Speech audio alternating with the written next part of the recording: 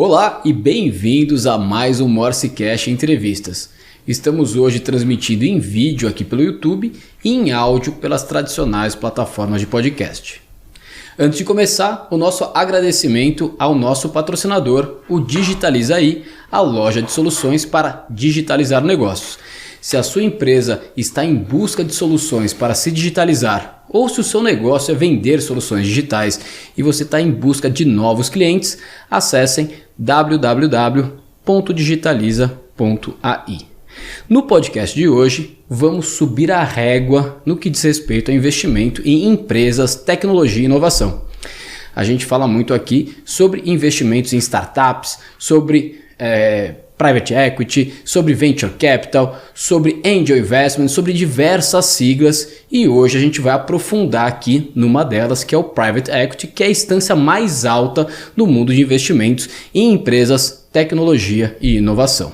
E hoje conosco está aqui o Ricardo Barbosa, que é responsável pela transformação digital do Patria, que é o maior private equity da América Latina, com mais de 125 bilhões de reais sob gestão e que fez o IPO na Nasdaq em janeiro de 2021. Muito bem-vindo ao MorseCast. Obrigado, Johnny. Super prazer aqui estar com você. É uma honra. Legal. Eu fiz aqui a introdução, queria saber, antes de mais nada, me corrige se eu errei alguma coisa. O Patria hoje é um private equity ou abriu um pouco mais o escopo? O Patria hoje ele é a maior casa de gestão de ativos alternativos, né? E aí eu estou falando de private equity, aí eu estou falando de infraestrutura, aí eu estou falando de crédito e estou falando de real estate, né? Hoje, como você comentou, né, os 25 bilhões de dólares, 125 bilhões de reais sob gestão, eles estão distribuídos a uma plataforma da América Latina, né? O Patria hoje ele tem 11 escritórios no mundo, muito focados em captação. A gente está em Hong Kong, a gente está em Londres, a gente está nos Estados Unidos em 2 escritórios, e a gente basicamente atua e ativa esses investimentos na América Latina, com escritórios hoje em São Paulo, Bogotá, Santiago e Montevidéu. Perfeito. Acho que a pergunta mais importante aqui, interessante para quem nos acompanha. Eu fiz na introdução que a gente fala aqui sobre Venture Capital, sobre Angel Investor e agora Private Equity, temos também Corporate Venture. Me explica na prática, num tweet, o que é o Private Equity e depois eu quero saber a diferença para os demais. Claro, o Private Equity é um investimento em participação de empresas. No nosso caso, majoritariamente a gente tenta ter o controle das empresas, porque o Patria ele tem uma tese diferente. É uma tese de investimento em setores resilientes e uma tese de controle para conseguir imprimir o nosso pacing de M&A. Então a gente é um private equity diferentão, um private equity mais empreendedor do que muito private equity tradicional. Então basicamente o private equity ele faz cheques maiores em empresas um pouquinho mais evoluídas que já têm um track record de sucesso comprovado, já tem EBITDA comprovado. No passado falava que a gente é comprador de EBITDA, consolidador e vendedor de múltiplo, né? Então, para entender facilmente, um private equity é isso, né? Tem um ciclo lá de 8, 9, 10 anos de investimento.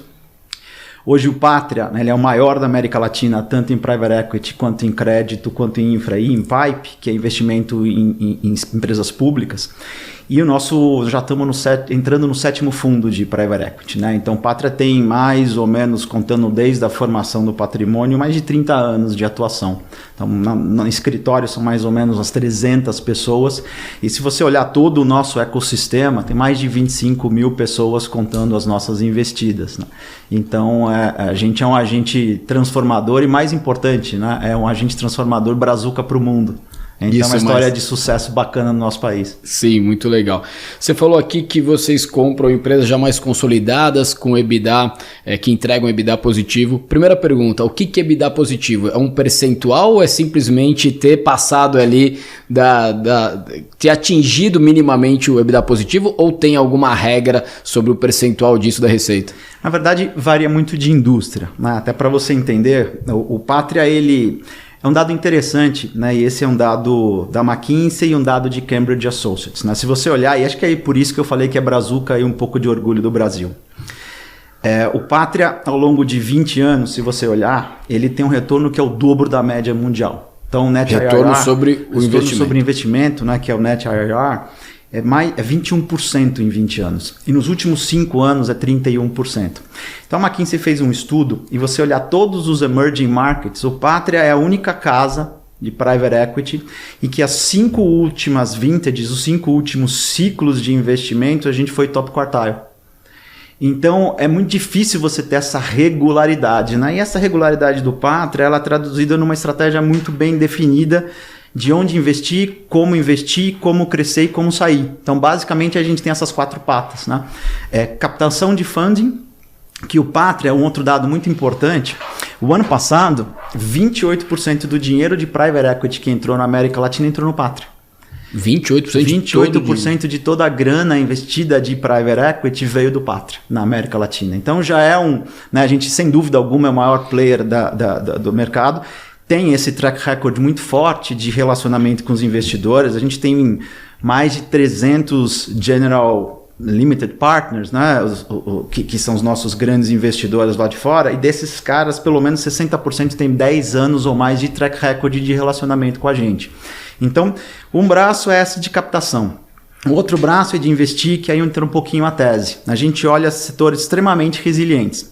A gente está olhando health, produtos e serviços, a gente olha agribusiness, a gente olha food and beverage e a gente olha serviços profissionalizantes, né? Serviços B2B. E aí entra logística, distribuição, aí entra serviços profissionais, a gente tem teses aí de transformação, de serviços de tecnologia. E em cima desses setores, se você parar para olhar nos últimos anos o que foi o crescimento no PIB desses setores versus o país, a gente cresce 7 vezes mais do que o país em PIB.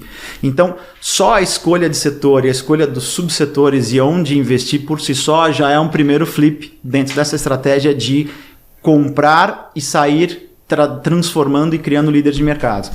E aí vem um segundo passo da estratégia, que é um M&A. Pra você ter uma ideia, a gente fez no ano passado mais de que 3 M&As por mês. Então, uma máquina de M&A, porque a gente acredita muito em entrar em setores resilientes, entrar em setores que são muito dispersos, baixíssima concentração. Através do nosso músculo de M&A, a gente consolidar os setores para criar os líderes de mercado. E aí a gente trabalha muito associativamente com os founders, que é uma diferença. Apesar da gente trazer gente experiente desse setor, a gente não tem tempo de errar, né? A gente tem que trazer gente que conhece, tem muito relacionamento no setor. A gente usa muito os founders, que não é por acaso que eles chegaram ali, né? E essas empresas, então, dependendo do setor, tem um target de EBITDA para comprar. Mas basicamente, dentro da história, a gente cria teses para criar o segundo, terceiro, quarto maior player de mercado e às vezes o número 1, número 2, como aconteceu com a Smart Fit, que é líder em contest aí do mercado. 2 perguntas. Você falou que você trabalha em conjunto com o founder, mas que ao mesmo tempo vocês compram um controle. Olhando de fora, dá a entender que quando você compra o controle, você assume ali o manche ali, que você vai assumir ali o avião, o navio, seja qual for a analogia.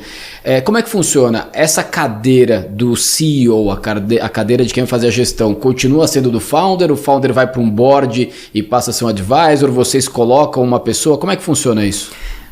Na grande maioria das vezes o CEO é um cara de mercado, é um cara de uma empresa ou um cara que passou 20, 30 anos nesse segmento e sei lá, se você perguntar do segmento, ele vai aparecer no top of mind, os top 5 of mind de qualquer pessoa que falar do segmento, né?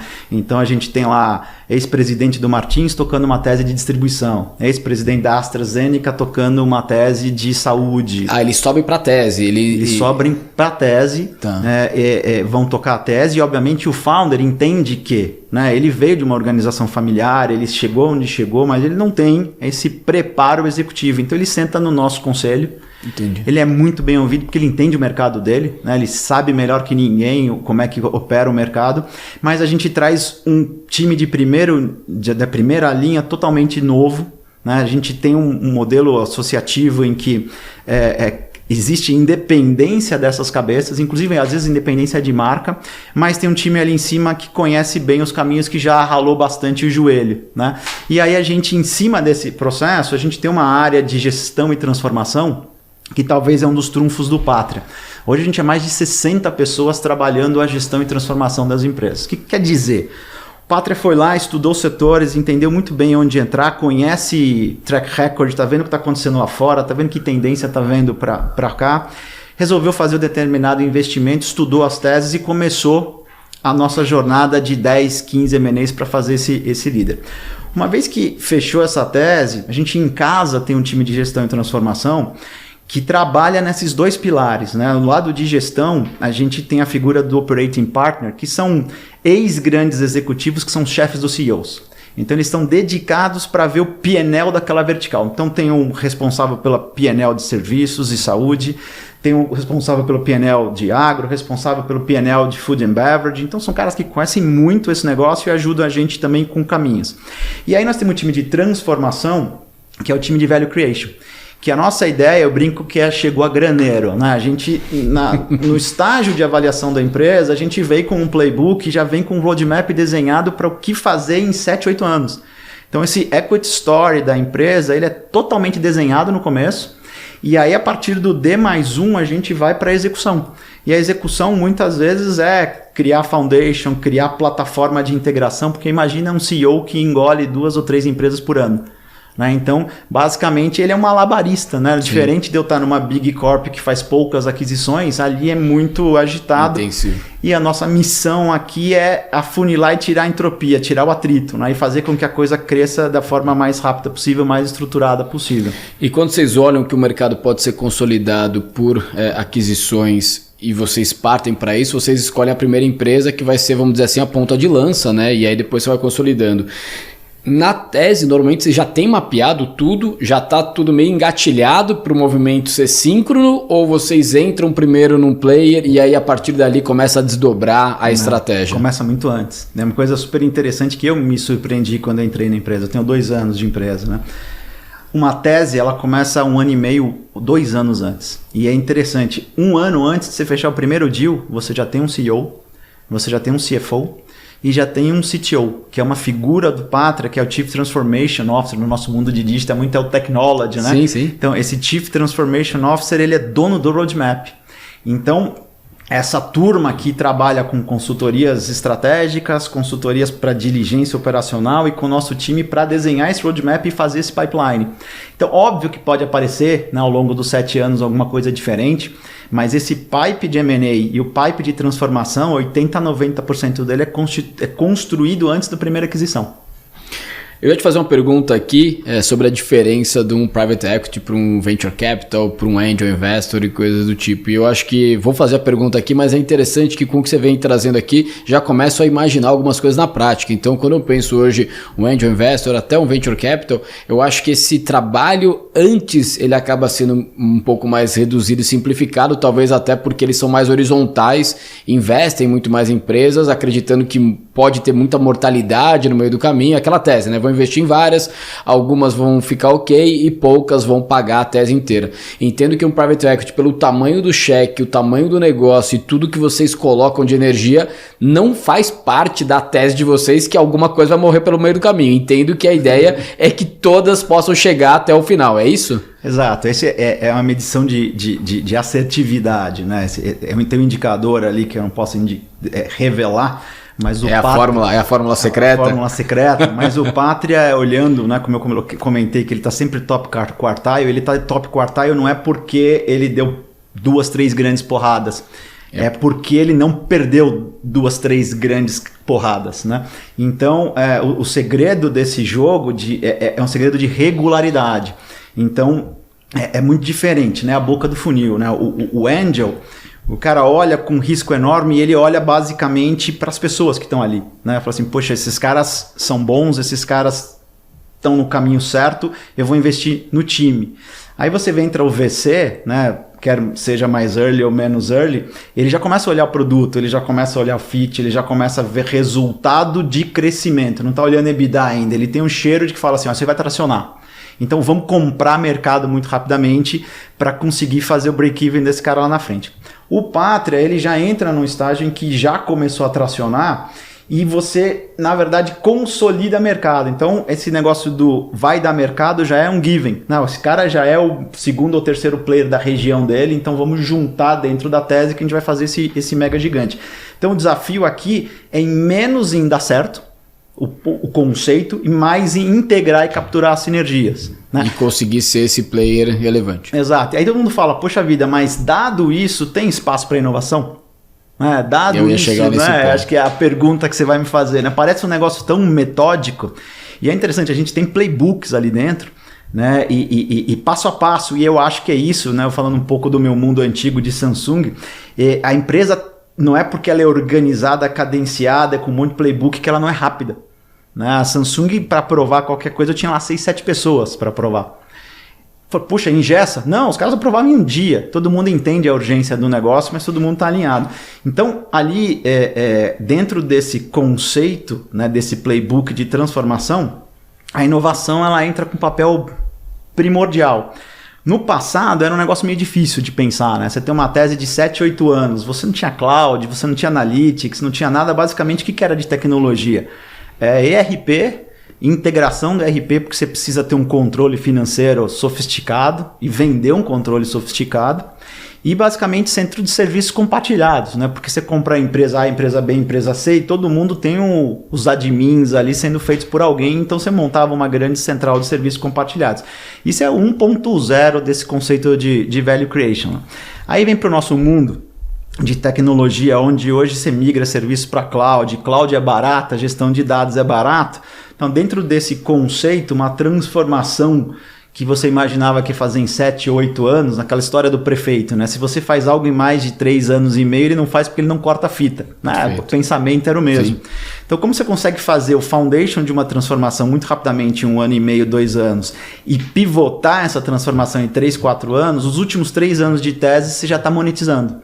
Então a transformação digital começou a ser interessante nesse conceito, foi onde eu vim, né? Eu sou dentro da área de Value Creation a funcional mais nova, né? E a gente vem com uma incumbência muito forte de trazer eficiência, ou seja, no final do dia isso é uma corrida de acúmulo e geração de EBITDA, só que o digital tem shortcuts, naquela história de racionaliza o processo, a gente fala assim, não, robotiza, tira pessoas ou passa para o consumidor fazer. Sim. Então tem uma série de coisas, né, que você fala, para com isso, né? E mudar a tese, porque assim, olhando de fora, tá? Penso em Private Equity, até o próprio Pátria, em investimentos mais em infraestrutura, coisas fabris, né? Algo um pouco mais bruto assim do mundo dos negócios. E a gente acompanha vários mercados que já foram isso, virando mercado de serviços. Então, você tem, por exemplo, empresas de estacionamento se reposicionando como empresa de serviço de logística e mobilidade urbana. Você tem empresas imobiliárias trazendo um layer ali de locação, também indo para uma camada de serviço. Enfim, são vários exemplos aqui de empresas. Tem até, outro dia eu estou conversando com um amigo meu que do agronegócio, comprando um caminhão, falou que hoje em dia, caminhão você pode não mais... Service, né? Caminhão as a service. Então, na verdade, você tem um serviço e tal.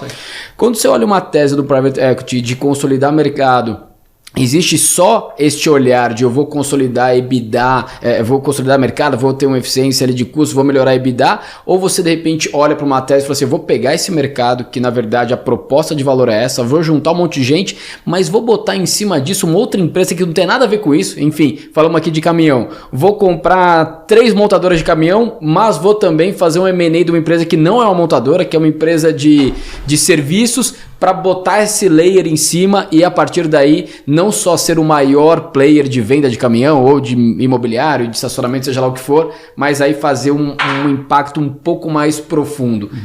Faz sentido? Esse é meu segundo braço. Boa. Então assim, essa é a minha segunda missão e a missão que eu mais gosto. Esse é o meu tesão, né? Transformar e criar a plataforma. Ou seja, um braço é aquele de acelerar a engrenagem, tirar o atrito que é a digitalização.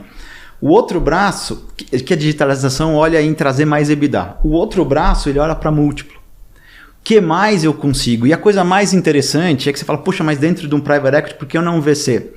O Pátria é um Playland. Por que é um Playland? Qual que é o grande desafio de VC? Ele é criar um produto e fazer que ele tenha track record, para ver que ele tracione. E para isso eu tenho que comprar mercado e botar um monte de dinheiro. Quando você entra no Pátria, você já tem mercado.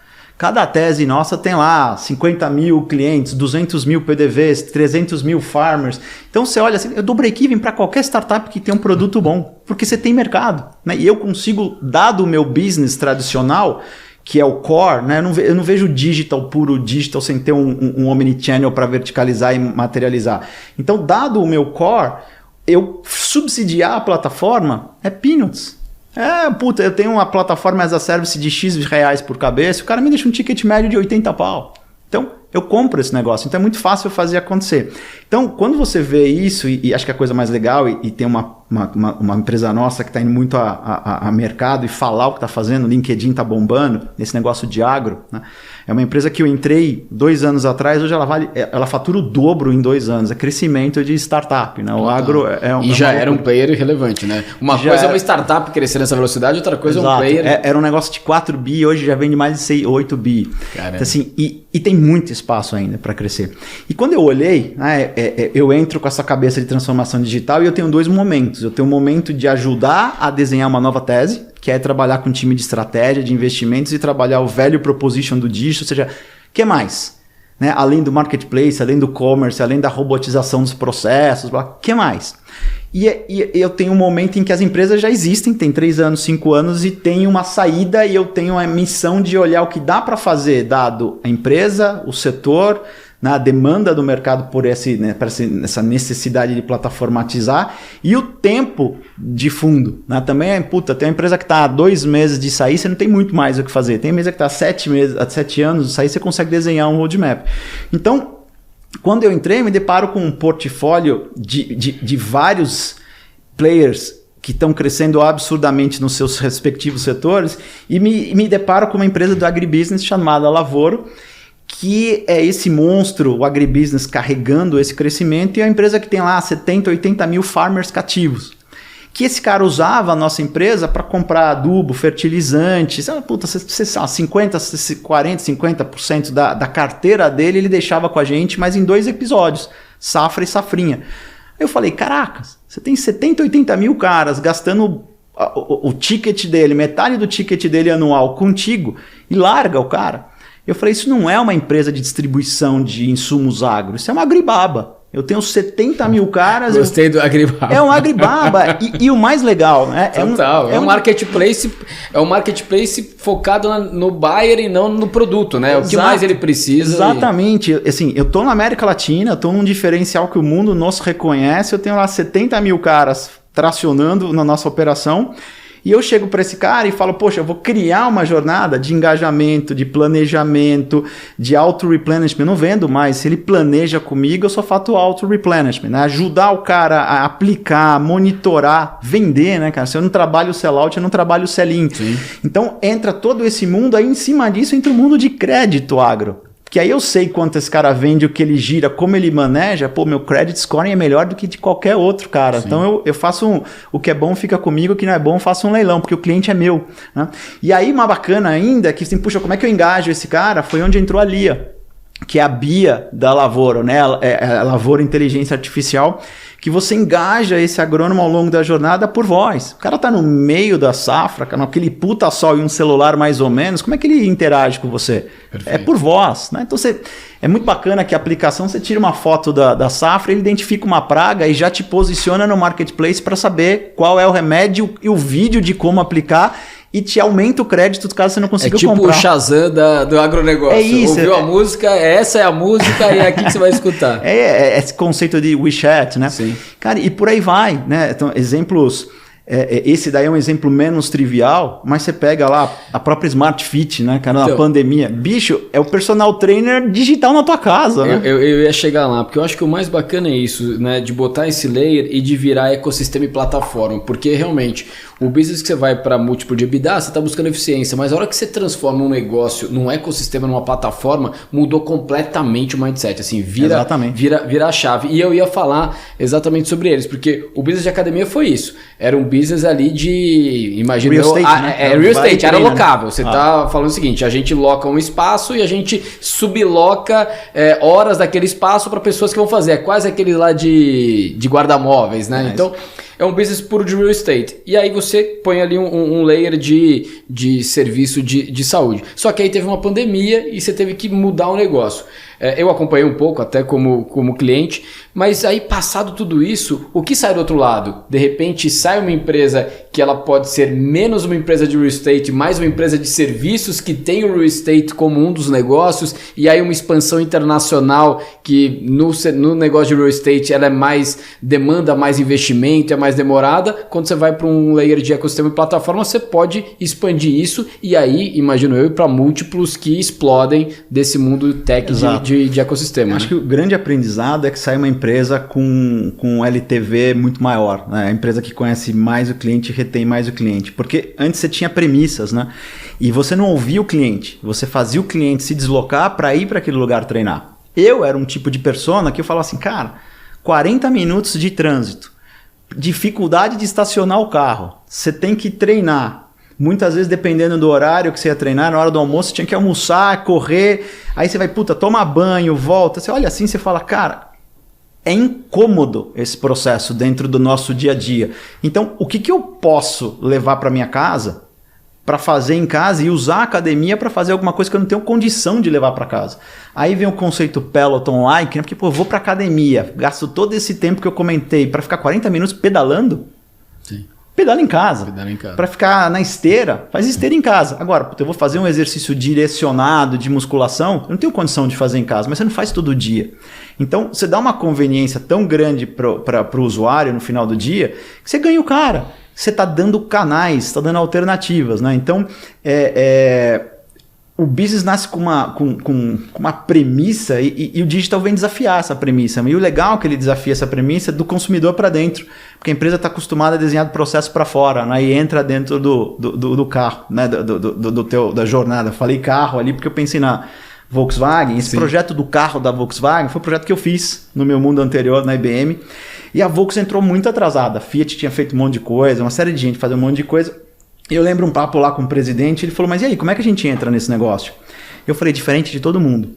Porque a resposta que todo mundo dá vai colocar um appzinho e perto do posto de gasolina te dar um QR Code para desconto. Eu falei, mas isso aí Ipiranga já faz. Qual é o pain point do cara que está dentro do carro? É entender o carro. Quantas pessoas entendem o carro? Então conversa com o carro.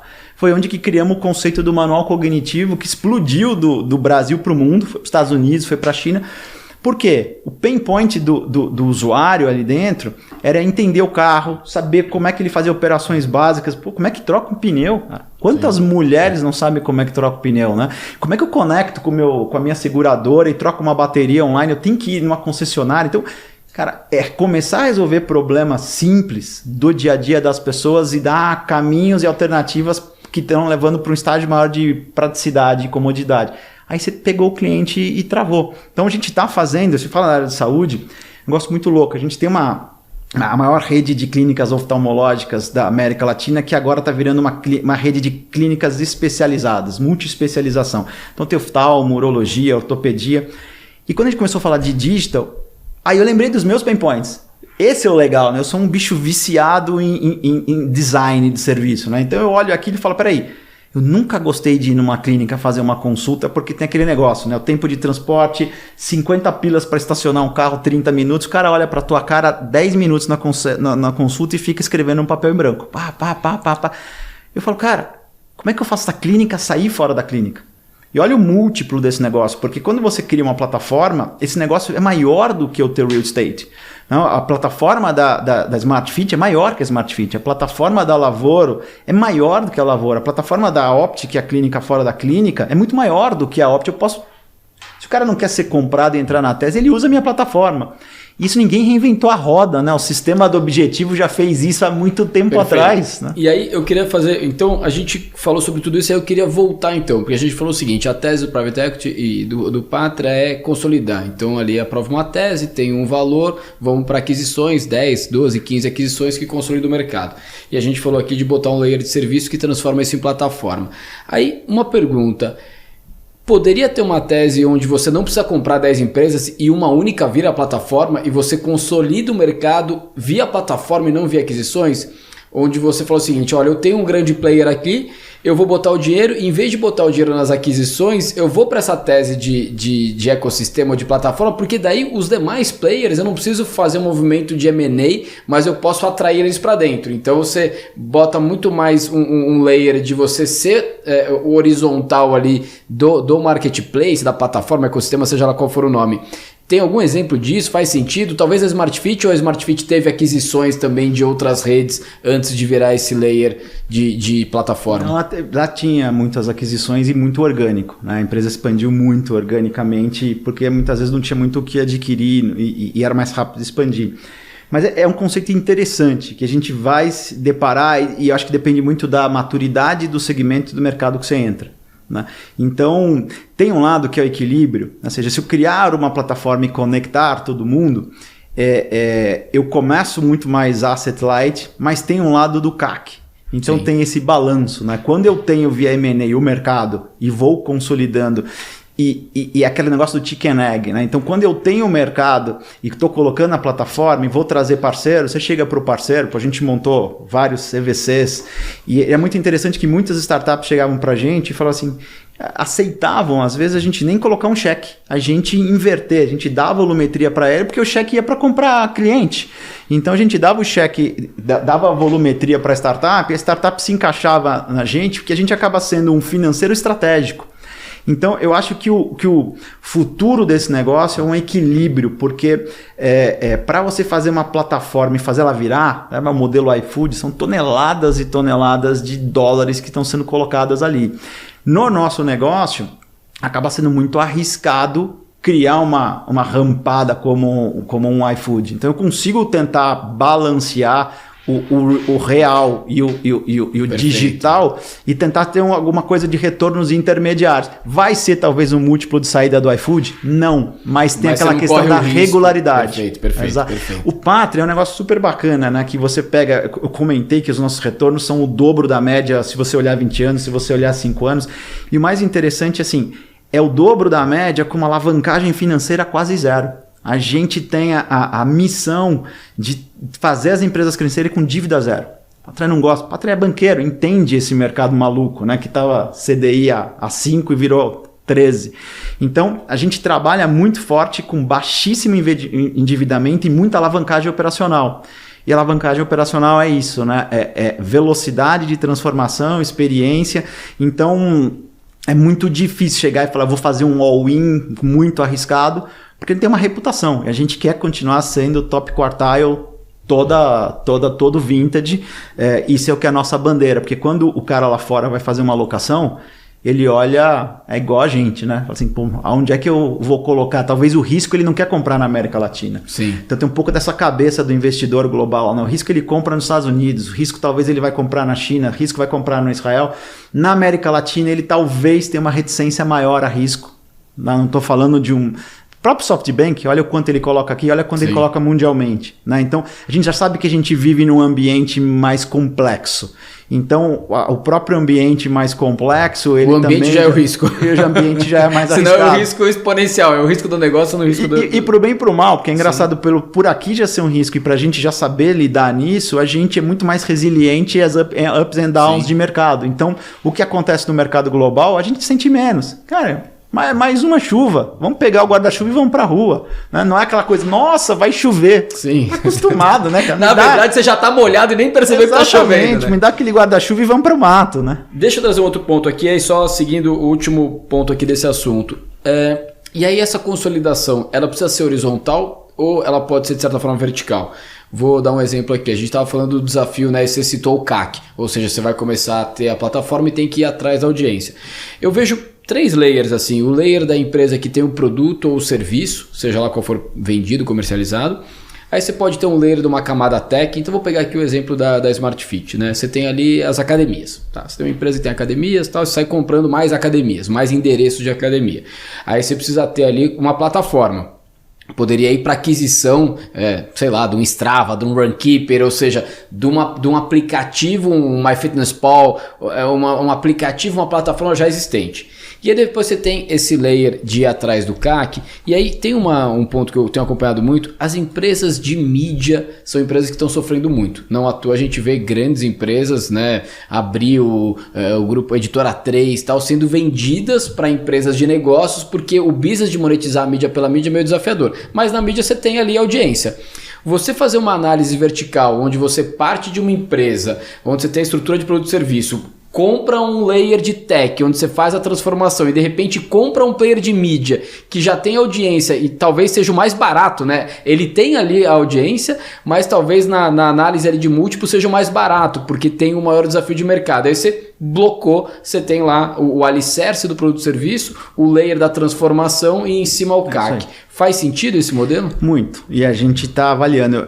Lá no meu mundo antigo, lá da EX, a gente já via isso, né? Uma transformação, um negócio de plataforma, ele existe com o mundo tech, o mundo plataforma e o mundo físico, né? Então, quando você olha esse modelo, a própria Smart fez uma aquisição que é a Queima Diária, que é um play totalmente asset light, um monstro que ele segmentou clusters muito bem feitos, sabe? A mulher que acabou de dar à luz e quer entrar em forma, então ele tem um treino focado, exaustivo em cima daquilo.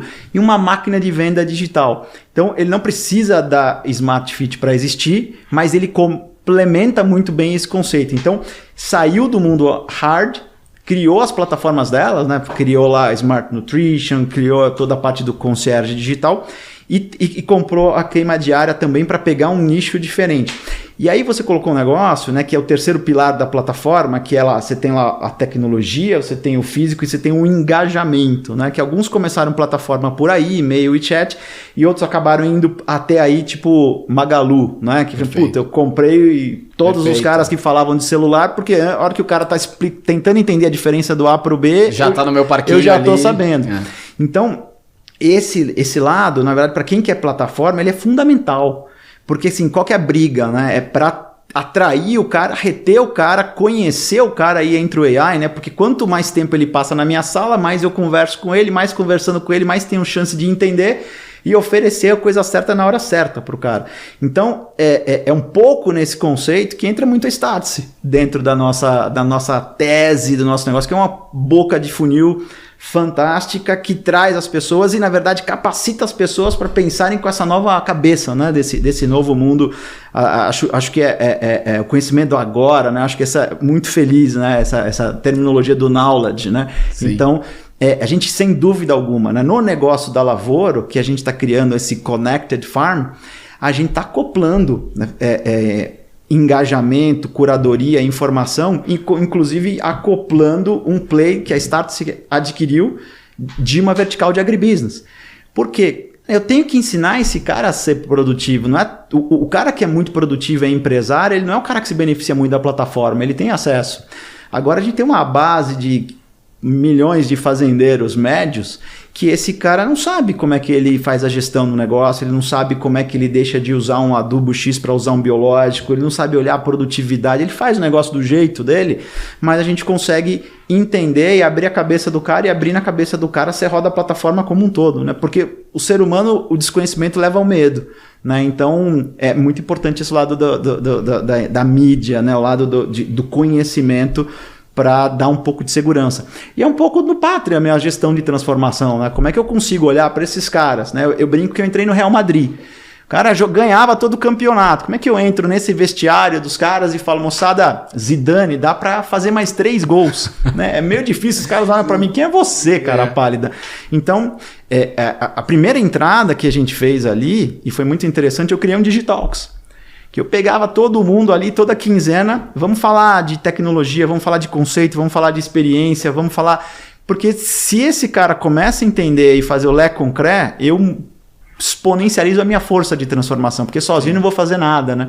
Então, comecei pelo conhecimento. Pô, e você ajuda todo mundo com a tua pílula aí diária, né, cara? Eu fico escutando no carro. Você gosta? Você acompanha? Pô, que legal. O que eu posso usar para influenciar ali na ponta? Porque o nosso trabalho é isso, né? Eu brinco que a gente é colecionador de agulha em bunda de elefante, né, cara? Tem que ser... Não adianta, cara. Tem que ser lugar cirúrgico, senão a gente não move o bicho, né? Boa. Então vamos chegar lá, e aí foi bom que você já deu até a introdução. Para quem está acompanhando a gente aqui, não sei se é óbvio, mas o Patria fez um investimento estratégico na Startse, começo do ano, certo? Virada do ano? Foi ali, finalzinho do ano passado. Final do ano passado. E aí eu queria entrar um pouquinho nesse tema. Começando por você, qual foi o seu papel, e aí depois eu quero aprofundar. Acho que a gente acabou dando um teaser aqui de alguns pontos, mas eu acho que é super interessante entender, porque não só eu, acho que o próprio mercado olhou isso diferente, né? O que está acontecendo? Tamanho de negócio, pelo que eu entendi, não foi uma aquisição de controle, um negócio completamente paralelo. Então, primeira pergunta, aonde estava você neste projeto? Cara, é muito engraçado que a nossa conversa com o Startse começou na minha empresa anterior, né? Eu tocava lá essa área toda na América Latina da IBM de transformação digital, e eu vi o trabalho que o Júnior e o time faziam, um trabalho incrível de começar a tentar mudar o mindset do mundo corporativo. E eu precisava daquilo, né? Porque no final do dia, para vender transformação, você precisa que a pessoa tenha o mínimo de conhecimento do que pode ser o ponto B. Né? Então, eu fui bater na porta da Startse e bater um papo com o Júnior e falar assim, Júnior, como é que a gente junta as forças e não sei para onde vai dar dentro de uma corporation como a IBM? Era meio complicado, eu querendo fazer negócio com a Startse, eles comprando a Red Hat, então é meio desproporcional, né? Então a gente queria estar namorando ali porque eu vi isso como uma boca de funil muito importante, né? Porque o maior desafio para uma transformação digital é cultura.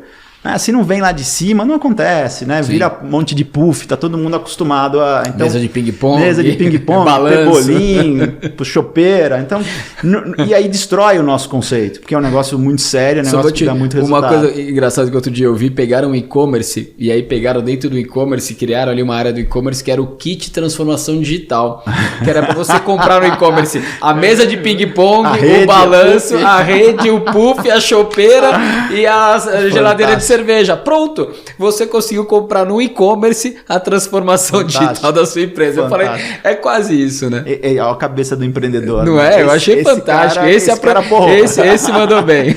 Esse mandou bem.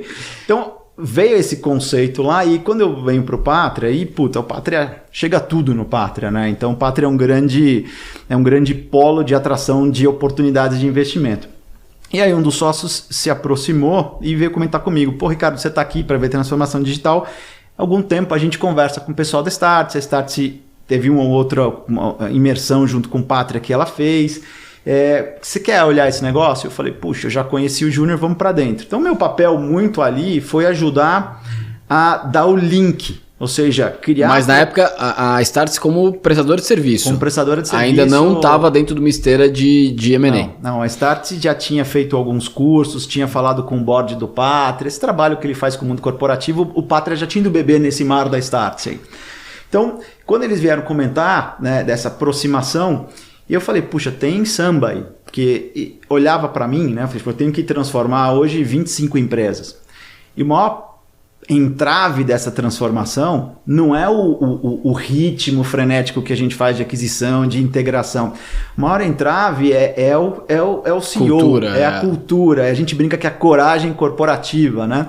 É a coragem de desafiar. E a coragem ela vai ficando menos arriscada a partir do momento que você conhece onde é que você vai pisar. Né? Aquela vez, eu vou pular a primeira vez, eu morro de medo. Depois que eu já pulei a primeira vez, eu melhoro o que saiu de errado e vou embora. Né? E você já começa a querer pular direito, dar mortal, querer fazer. Exatamente. Na vida tudo é assim. Sim, né? Sim. Então a gente começou a conversar com a Startse, aí eu olhava para a Startse não só como uma aceleração do nosso portfólio, né? Ou seja, eu tenho que transformar o conceito, a nossa missão é melhorar o TIR. Né? Ou seja, quando você vai fazer um investimento de um fundo, você tem a taxa de retorno e tem o múltiplo de saída. O múltiplo da saída, o Patria sempre sai muito bem. Taxa de retorno depende de quão rápido você deixa a empresa pronta para ela sair. Sim. Então, se eu levar em 7 anos, que é o tradicional do fundo, eu vou sair com uma taxa interna de retorno que é prejudicada pelos 7 anos. Agora, se eu fizer tudo isso em 3, eu dobrei a minha taxa interna de retorno, se eu sair num múltiplo bacana.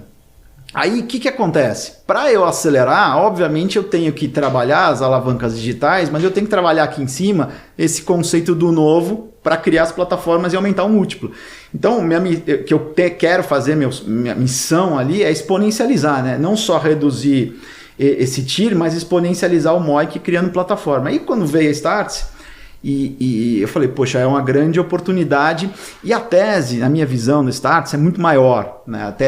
A Startse ela tem um papel fundamental em trazer as pessoas para esse novo conhecimento, que é foda, né? Um pain point que a gente tem na indústria hoje, né? Você estuda livro de 2, 3 anos, porque até o cara provar, publicar e entrar nas escolas para os professores conseguirem ministrar e ensinar, já nasceu uma coisa nova. Já nasceu. Então, assim, cara, o conceito A mais B, ok, conceito não muda, mas estratégia de business, puta, esse negócio muda demais e pivota muito rápido. Então, Startse veio com um posicionamento fantástico, né, para cumprir isso.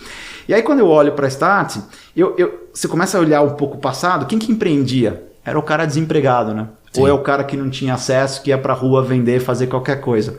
Hoje, né, dado tudo que o digital mostrou e essa força de motor de investimentos, os melhores caras das faculdades e os melhores caras do mundo corporativo 40+, todo mundo olha e fala, cara, eu vou empreender. Sim. Então tá vindo uma massa extremamente acima da média, intelectualizada, conectada para esse mundo de empreendedorismo, que eu vejo a Startse como uma plataforma para não só falar assim, olha, tá aqui o kit mergulho, né? Pé de pato, sunguinha, óculos, não sei o que, como eu vou criar uma plataforma para tirar a fricção. E aí entra o Digitaliza aí, entra todas as coisas que ela tá colocando, porque assim, cara, eu quero empreender, mas é tão foda empreender no Brasil. Cara, como é que eu contrato uma empresa de contabilidade? Como é que eu faço isso? Como é que eu faço aquilo? Não, cara, tá aqui na plataforma, você consome, você tem que focar em quê? Acerta o time, cria uma cultura, testa rápido esse produto e o resto eu tiro a fricção. Cara, é bingo, porque eu tenho, é mais forte que o agro, né? Eu tô jorrando petróleo ali dentro. E você tá dando para ele construir o dele, que aí eu acho que é a diferença, de repente, da franquia. Muitas vezes a pessoa que sai e vai empreender em franquia, por isso, ela quer o kit pronto. Mas eventualmente ela perdeu o upside. Né, cara? E você perdeu o upside de você construir o seu negócio. Há muito tempo atrás eu trabalhei na KPMG, e a KPMG tinha uma área lá de RH, né, de consultoria de RH, e tinha um negócio chamado outplacement, que é quando a consultoria é contratada por uma grande empresa para fazer o phase-out do executivo. Olha, estamos demitindo aqui um vice-presidente, um diretor, e aí contrata a KPMG para fazer um trabalho que vai desde... tem a recolocação, mas tem todo um trabalho ali, psicológico, treinamento, fazer update de conhecimento e tal. E aí, na época, a gente fechou uma parceria com algumas empresas de franquia, porque às vezes, dependendo, inclusive, aí por uma questão aqui de, às vezes, até preconceito, da idade, era difícil você realocar. E aí qual que era o caminho? O nosso papel ali da KPMG era encontrar um caminho para aquela pessoa continuar tendo renda e ocupação. E a gente trouxe players de franquia que faziam uma pequena feira ali, então a gente tinha, sei lá, 20, 30 executivos passando pelo outplacement ali dentro da KPMG, e a gente trazia empresas de franquia que apresentavam, olha, você acabou de sair, você recebeu uma indenização, você está com dinheiro, e aqui a gente tem um kit pronto para você empreender. E aí a gente conversava com as pessoas e muitas delas diziam o seguinte, poxa, mas eu trabalhei a minha vida inteira numa grande empresa, fazendo o que todo mundo mandava. Na hora que eu vou empreender, eu vou abrir uma franquia, que eu vou tomar o risco, mas vou continuar fazendo o que me mandam fazer. E aí isso que você falou de você ter o kit completo de empreender, mas faz o que você bem entender, tá aqui o kit de ferramenta, de conhecimento, tudo. Eu te ensino. Eu te ensino, mas a ideia é sua, o branding é seu, a marca é sua, poderoso. Eu acho muito poderoso. Eu também acho muito poderoso. E acho que o futuro tá aí. E aí vejo, então, a Startse, esse foi o meu pitch pro CEO do Patra, né? Falei assim, puxa, é muito maior do que educação. É educação, preparação, acomodação, sabe?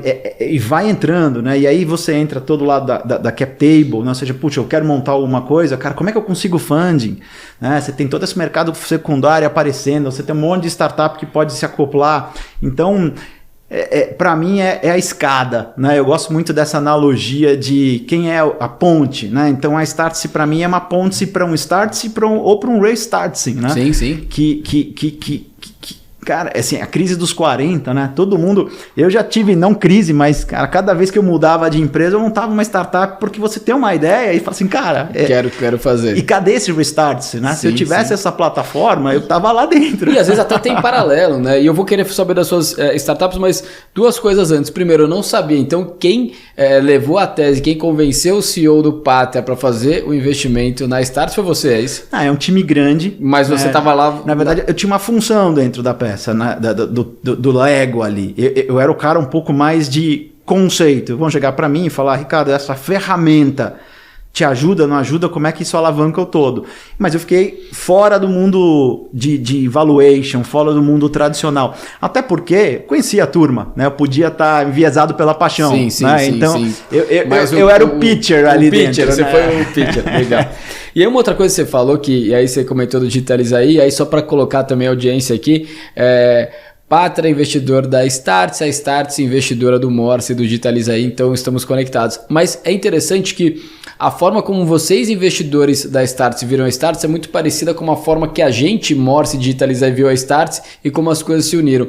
Quando eu procurei o Pedro Engler para apresentar aqui o projeto do Morse e do Digitaliza, que é a loja, né, de soluções digitais, o estalo me deu, eu estava em casa com meu filho estava brincando com uma espada lá do Piratas do Caribe, batendo na irmã, e eu bravo e tal. Eu ainda pensei, falei, caramba, comprei essa espada, paguei, sei lá, $50 numa espada que dava para comprar por R$5 a 25 de março, e agora isso aqui. Aí me deu estalo, falei assim, por que eu comprei a espada? Porque na jornada do meu filho, a hora que terminou o Piratas do Caribe, que era o brinquedo lá da Disney do pirata... É o bingo, né? Não tem jeito. Ele queria ser um pirata. Isso aí. E a ferramenta para ele ser o pirata era a espada. E tem uma coisa super importante. Num brinquedo da Disney, a transição do brinquedo para a loja não existe. Se eu te falar o seguinte, marca no chão um risco, aonde terminou o brinquedo e onde começou a loja, você não sabe.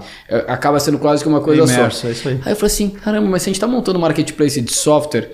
Quem vai contratar um software de transformação digital? Na boca, né? É quem, exatamente. É quem foi fazer um curso, quem foi no evento e tal. E foi quando eu procurei o Pedro. Eu falei, Pedro, essas pessoas que passam pela esteira da Startse, seja do curso, seja de conteúdo, seja do evento, o que eles querem? Não, eles querem fazer a transformação digital do seu negócio, querem inovar e tal. Mas eles vão precisar de ferramenta, vão precisar da espada, não vão? E aí foi a hora que a gente acabou se aproximando e aí virou investimento. E é interessante que esse conceito que você falou do mel na boca é muito isso. Eu gosto muito de educação para gerar autoridade. Eu acho que todo mercado, e até voltando ao que você falou, a tese de consolidação de mercado, para mim quem consolida mercado dentro do nosso novo mercado, talvez seja mais quem tem autoridade do que quem tem o melhor produto, serviço ou melhor preço. Pode parecer diferente, mas as pessoas vão atrás de autoridade. Sem dúvida. Então eu acho que essa junção desse layer... Cada vez mais, né? Nesse mundo super... fake news, né? É um mundo de fake news, é um mundo que tem muita coisa, qualquer coisa que você vai comprar tem muita opinião, então você precisa acreditar em alguém. Você precisa dizer o seguinte, você pode depois descobrir que você está certo ou errado, mas em algum momento você acreditou, né? E eu acho que isso é importante. E o conhecimento e a educação, para mim, é peça-chave na construção de autoridade. E o legal da Startse é que ela vai te dar o conhecimento, ela vai te interpretar e vai te levar lá. Sim. Então aquela história assim, cara, existe, acredita, venha ver, né? Então o time do Pátria, o board do Pátria estava com a Startse em Portugal há 1 a 2 semanas atrás. Que legal. Fazendo imersão. Então é uma coisa bacana porque o aprendizado não tem que acabar, né? Eu até brinquei num almoço que teve lá do time da Startse com o board do Pátria, num desses pitches. E eu falei assim, cara, o que eu queria, eu sou um CDF, não de estudar, mas eu adoro aprender e eu gosto de estar me sentindo cada vez mais útil, então aprendizado para mim é meu motor, tá? Sempre fazendo uma coisa nova, aprendendo. E aí eu olho e falo assim, cara, se eu pudesse pagar 300, 1.000, 3.000 reais por mês para ficar cada vez mais inteligente ou para ter cada vez mais acesso a coisas que eu gosto, um personal educator... Cara, por que acontece? Né? Na escola você é jogado numa fila, né, cara? O modelo americano, obviamente, quando você vai mais maduro e fazer MBA, você permite ir no supermercado e escolher alguns produtos.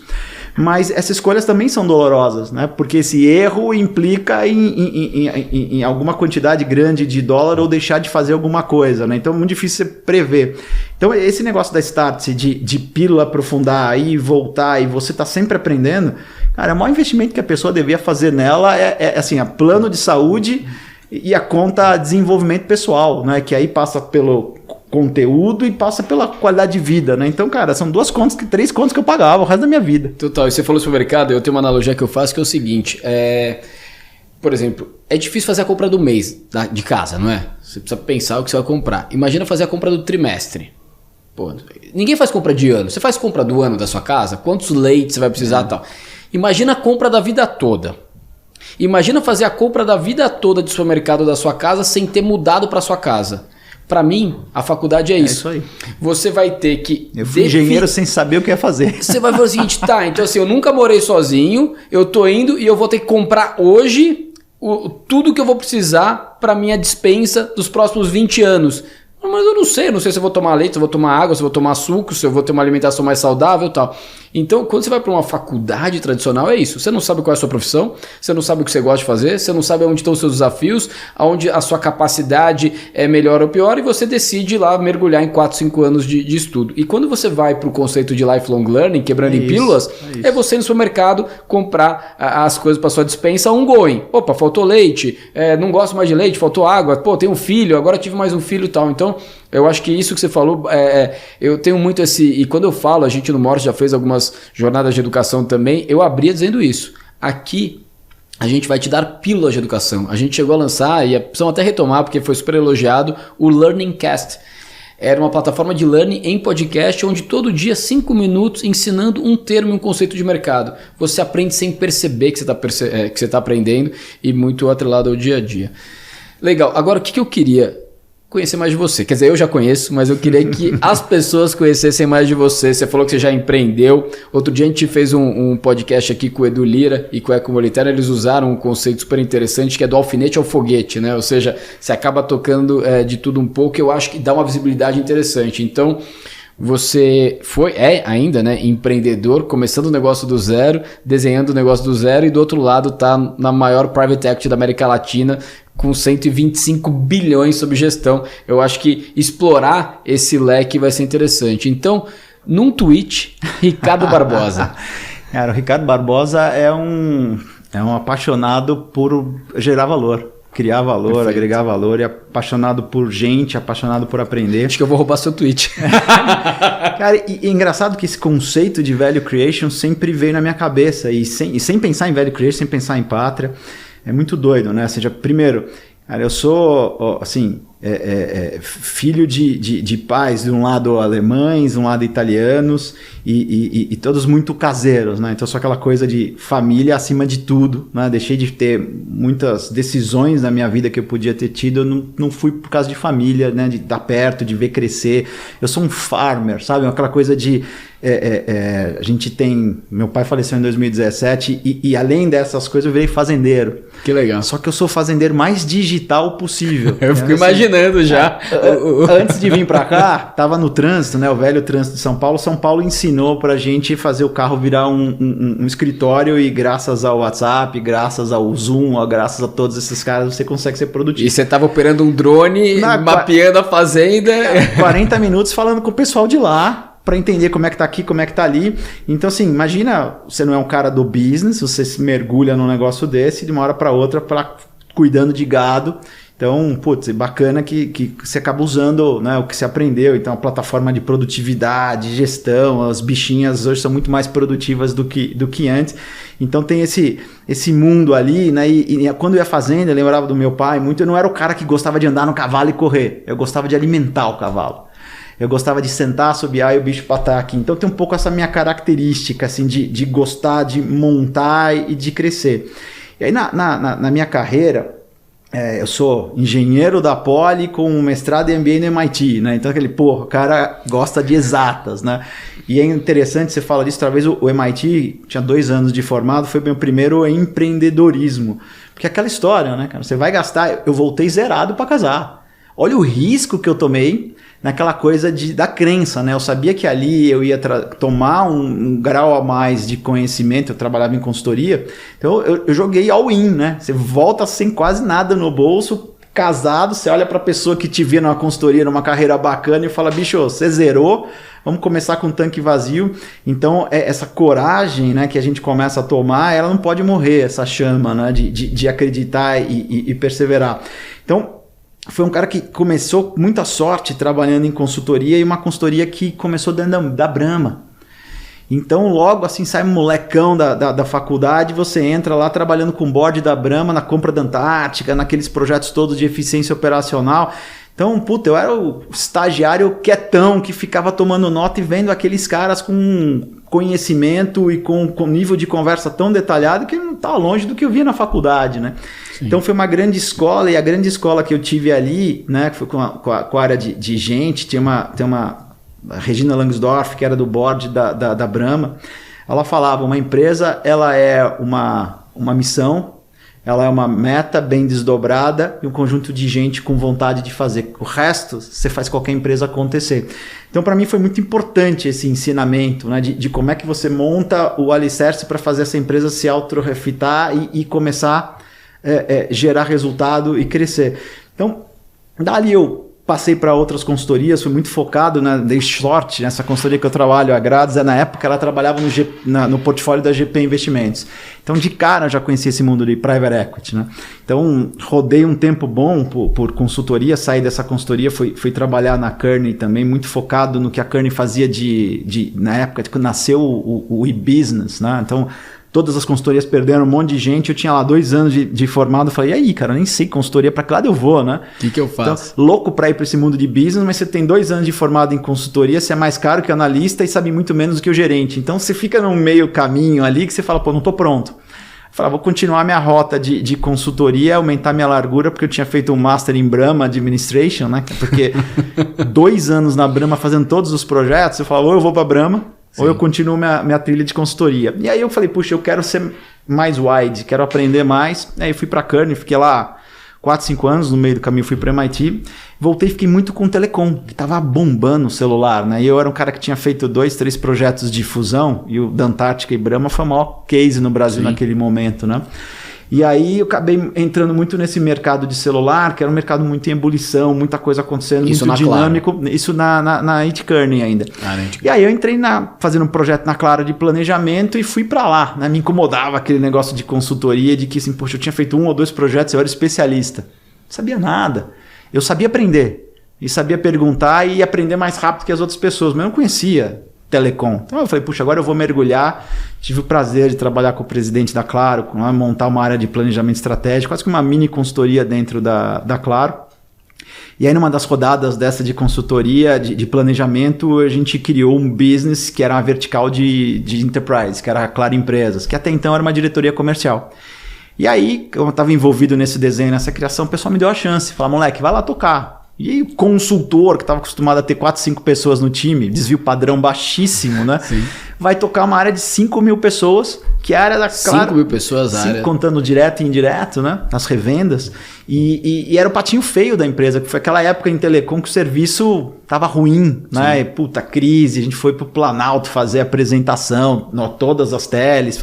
Foi um caos, porque aquele problema clássico da demanda crescer muito mais que a capacidade de entrega, né? Então todo mundo ia, puta, vinha a conta errada. Então foi uma loucura, eu entrei nesse cenário, né? Eu falei assim, pô, como é que eu agrego valor aqui, né? Eu não sou um cara de business, sou um consultor. Eu falei, cara, eu vou fazer o seguinte, eu vou livrar tempo do vendedor.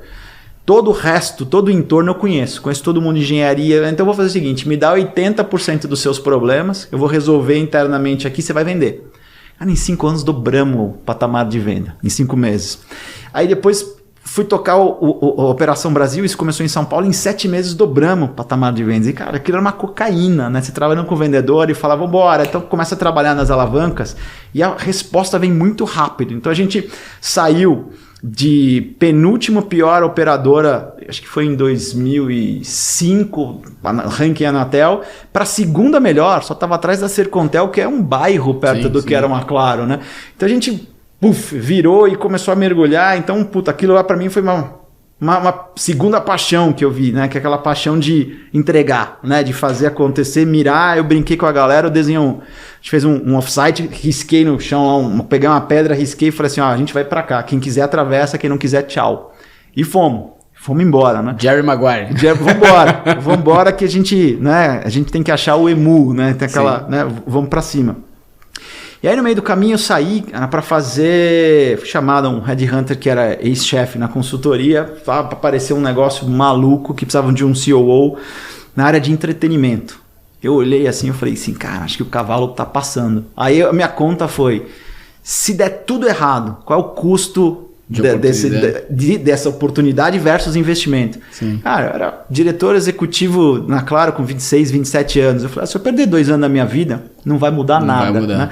Por outro lado, eu vou trabalhar na empresa de dono, abertura de capital, era o Gávea do outro lado. Aí eu fui Fernando Altério, fui ser CEO da Time for Fun, um negócio totalmente maluco, diferente. Já era Time for Fun? Era CI virando Time for Fun. Era o Palace ainda lá. Eu entrei na CI virando Time for Fun, a gente recomprando dos mexicanos e a Time for Fun assumindo Argentina e Chile. Eu era CEO da Argentina e Chile e head de operações. Foi eu que comecei a pegar o negócio de tickets, aí começa a minha paixão pelo digital, né? Eu falei, cara, esse é o negócio que cresce mais que a Time for Fun. Não para entretenimento, mas eu fui pro futebol. Eu fui pra rodeio. Porque, cara, eu tô perto das pessoas. Sim. Né? A Time for Fun, ela vai botar lá... Um mega exemplo de você sair, né? E salvo engano, a história do Fernando Altério começou no espaço físico, né? Sim. Era o Palace, não era? É o Palace, a primeira casa. Começou, é isso que a gente tava falando antes, né? Começar do real estate e ir pra plataforma tá aí um grande exemplo. Saiu de uma casa de show e vira uma plataforma, um ecossistema de etiqueteria. E foi a minha maior discussão intelectual e conceitual com ele, né? Porque eu olhava a Time for Fun, eu queria fazer lá, a gente criou Tickets for Fun, eu queria criar imagina, o prestígio que tem a empresa, eu queria criar um hard rock café brasileiro. Perfeito. Todo mundo cantou lá. A plataforma de streaming dos shows, dá pra... Então, assim, puxa, você vê a pandemia, eles tinham que ser o dono desse conceito, sim, né? Eu queria de live, né? Exato, puta. Então, live for fun. Então, você começa a pensar, time for fun, live for fun, tickets for fun. Então, a minha cabeça já era ali, né? Aí, no meio do caminho, cara, veio o Brasil ganhando pra ser sede da Copa do Mundo. E eu era o cara que tomava conta de tickets das casas de show. Puta, e vem os grupos de fora, AMG, AEG, Live Nation, todo mundo querendo bicar aqui, falando, puta, como é que a gente entra, como é que a gente toma conta das venues? E aí já sai o Ricardo para ser o head dessa SPA e sentar com todos os players, o Debrecht, e começar a privatizar o Maracanã. Então, assim, uma das outras curiosidades, cara, a primeira vez que eu entrei no Maracanã, num jogo da Copa do Mundo, né? Porque eu tinha participado do desenho, da planta, da modelagem, quanto dinheiro aquilo dava. Cara, eu chorava quando eu entrei no Maracanã, eu olhava aquilo e falava, cara, ficou de pé, né? Então era um negócio lindo, assim, né? Beijou o campo. Né? Não tive a chance, eu ia comer grama ali. Comer grama, pra casa, né? Negócio. Então, foi um negócio super bacana, que aí inverteu, né, o mundo, as gringas saíram porque deu a crise do subprime, sim, americano, e aí veio o dinheiro do BNDES. E aí eu falei, puxa, tá na hora de sair, que o play mudou. Né? Eu falei, não era um play de entretenimento, era um play de real estate. Eu falei, não, isso não é o meu play. Aí eu fui ser head da CBS, a americana CBS, que eles entraram na América Latina, e fui ser o country manager no Brasil, que foi muito gostoso também, você trabalhar com os americanos, 4 anos. Aí eu fui aprender de verdade o que é ser representante do shareholder, fazer aquisição no ambiente americano. Então foi um aprendizado muito legal, fiquei 4 anos e pouquinho lá. Aí volta o bichinho da Telecom, né? Um grande amigo que tinha sido o diretor comercial da Claro Empresas antes dela virar essa vertical. Ele era o presidente da Samsung Mobile, Michel Pestum. E aí o Michel me encontrou um dia num café e falou, cara, preciso da sua ajuda. Preciso de um COO, cara, o negócio é maluco ali, a gente tá dobrando de tamanho, tem milhões de coreanos fazendo sombra, a gente tem que crescer, tal. Um COO pra Samsung. COO pra Samsung Mobile. Eu falei, cara, vem pra cá. E aí fomos conversando, debruçando, aí fui para Samsung ser COO da área de mobile. Foi super bacana a hora que nasceu as nossas lojas, toda essa parte de omnichannel. E aí, pelo envolvimento, eu acabei sendo COO e CMO. E aí veio outra paixão, né, cara, que é falar com o cliente. Não tinha essa oportunidade, eu não tinha tido de fazer campanha, de chorar numa campanha, de chorar motivando, emocionando uma pessoa e fazendo essa jornada. E ali foi lindo, né? Foi quando a gente lançou o S6, que era o conceito diferente. Então a gente fez um monte de show, a gente trouxe Victoria's Secret. Cara, a gente mudou a cara da Samsung. Né? Uma pergunta, você já tinha empreendido antes dessa etapa da sua... Não. Ali que me picaram. Você não acha que é? Porque eu falo assim muito, o marketing acho que tá... Ele pica, porque a sensação de você ver a linha final do que você faz dá um orgulho muito. Eu acho que o empreendedor é isso. É a sensação de você mexer o negócio aqui e você conseguir enxergar o impacto lá na ponta. E eu acho que a cadeia do marketing é muito isso, né? Você toma uma decisão, às vezes, altamente estratégica numa empresa e você consegue enxergar o impacto disso no consumidor. Ah, mas e o CEO, o COO e outras áreas... Sim, mas é distante. Uma decisão que você toma numa fábrica, uma decisão que você toma ali no departamento financeiro operacional, ela otimiza a empresa, que vai, obviamente, gerar melhorias para o consumidor. Agora o marketing Ele pica. Ele pica, né? Dois momentos, né? Na Time for Fun, eu gostava de falar que eu não vendia shows, eu vendia sorrisos, né? As nossas métricas de sucesso ali é a quantidade de gente encantada. Né? O que era o sorriso? Cara, eu pegava o foyer da Credit Card, ninguém nunca tinha feito aquilo, cara. Um foyer gigantesco. Cara, eu botei show de backyardigans, eu trazia um Playland. Então sabe aquele pain point do cara chegar para o show 5 minutos antes, ficar puto que não consegue estacionar. 5 minutos antes, já sai correndo para conseguir tirar o carro. Eu falei, não, cara, chega 4 horas antes, traz o filho no Playland. Aí, obviamente, é algodão doce de 80 pau, bexiga, cara... Tá lá, aqui, quem quiser aqui, compra. Então, você pegar aquele pai que trabalha o mês inteiro e ter a chance de ficar 3 horas com o filho no Playland, e aí acabava o show, a gente fazia camarote. Show do Roberto Carlos, faz um camarote, vai jantar com o cara. Cara, tem bolso e tem estratificação para tudo, né? Então, você não aproveitava a experiência. Então, ali foi onde eu começava a fisgar a importância da experiência, né? E na Samsung, eu tive a sorte de estar ali e capitanear a empresa no momento daquela mudança de cabeça do sell-in para o sell-out. Porque o mundo de fabricante de celular, quando chega aqui no Brasil, ele virou o mundo de sell-in por 10 anos. Né? Primeiro em tubo na operadora, que pagava o CAPEX. Depois a operadora falou assim, cara, não dá mais para gastar, eu preciso gastar em rede, porque um diferencial aqui é muito forte. E quem começou a ser empurrado é o varejo. Aí a gente olha, a Samsung tinha uma ambição muito maior do que o varejo dava conta de fazer.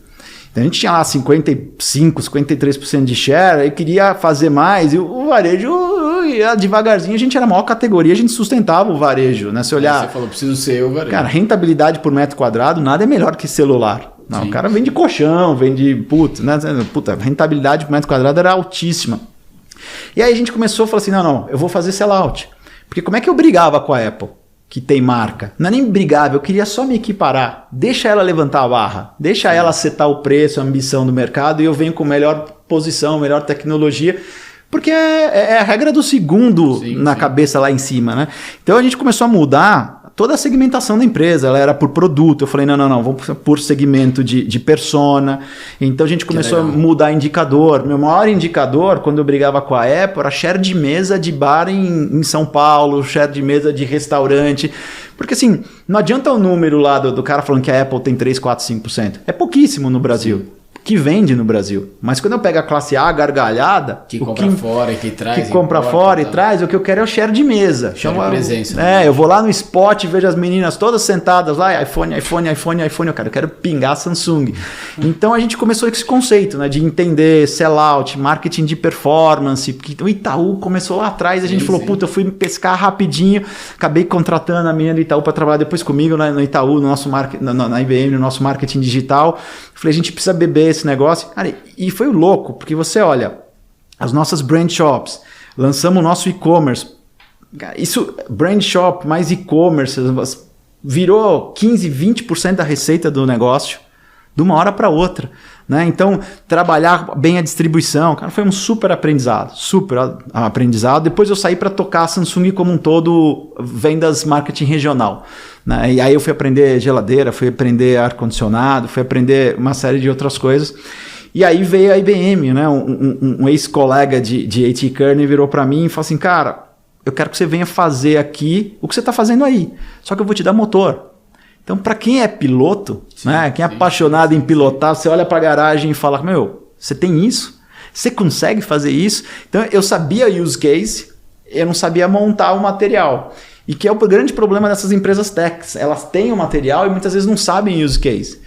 Então, para mim, foi música, né? Cara, chegava lá, fiz o carro da Vox falar, entrei nas jornadas de todos os assistentes na Natural Language, né, que nasceram, os concierges. Então, foi um aprendizado enorme, assim, muito grande, em 4 anos que a gente ficou lá. O Volkswagen foi para fora depois, né? Foi para fora. Foi com o Rabelo? Foi com o Rabelo. Fábio é um amigão, foi com... Na verdade, eu virei amigo pessoal do Pablo de SIC, até um grande abraço para ele aí, tomara que ele nos escute, nos assista. E pro Rabelo também. E pro Rabelo é irmãozaço, né? Irmãozaço, Fabinho, ele começou essa história aí com a gente. E o Pablo, cara, ele é o CEO que hoje virou CEO da Volks nos Estados Unidos, na North America, e toma conta de Américas. Cara, imagina um argentino ser um cara desse tamanho dentro de uma Volkswagen Group, né? Então, tem um super orgulho de tudo que ele fez ali e mais ainda da coragem. Que é uma empresa, cara, que mercado duro, pouquíssimo EBITDA ou negativo. Sim. Então ele comprar e vender e contar com criar esse conceito de nova Volkswagen, né? Que a Volkswagen foi pioneira de várias coisas e ela falou assim, poxa, eu quero ser pioneira no engajamento desse novo cliente. E começou a jornada e foi muito louco a venda pro Pablo, né? Que a gente chegou e falou assim, Pablo, eu vou dobrar o teu EBITDA sem dobrar uma chapa de aço. Eu virei para ele assim, ele falou, o que você está falando? E começamos a contar essa história, né, de engajar, de criar um manual cognitivo.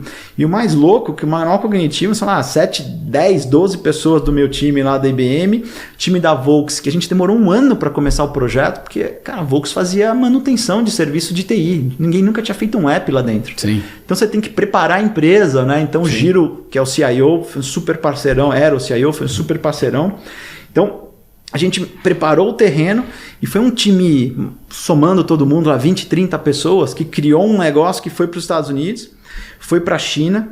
E mais maluco, né? A gente tomou um susto, porque a IBM faz a conferência anual dela, né? E nessa época fez em Las Vegas, e a Ginny Rometty, que era chairman da IBM, vai lá e pega os clientes nas primeiras 2 horas, conta para onde está indo a IBM, conta os casos. De repente, a gente estava o time da Volks, porque a gente ia apresentar um painel pequeno dentro de 5 dias de evento, né, da IBM Think.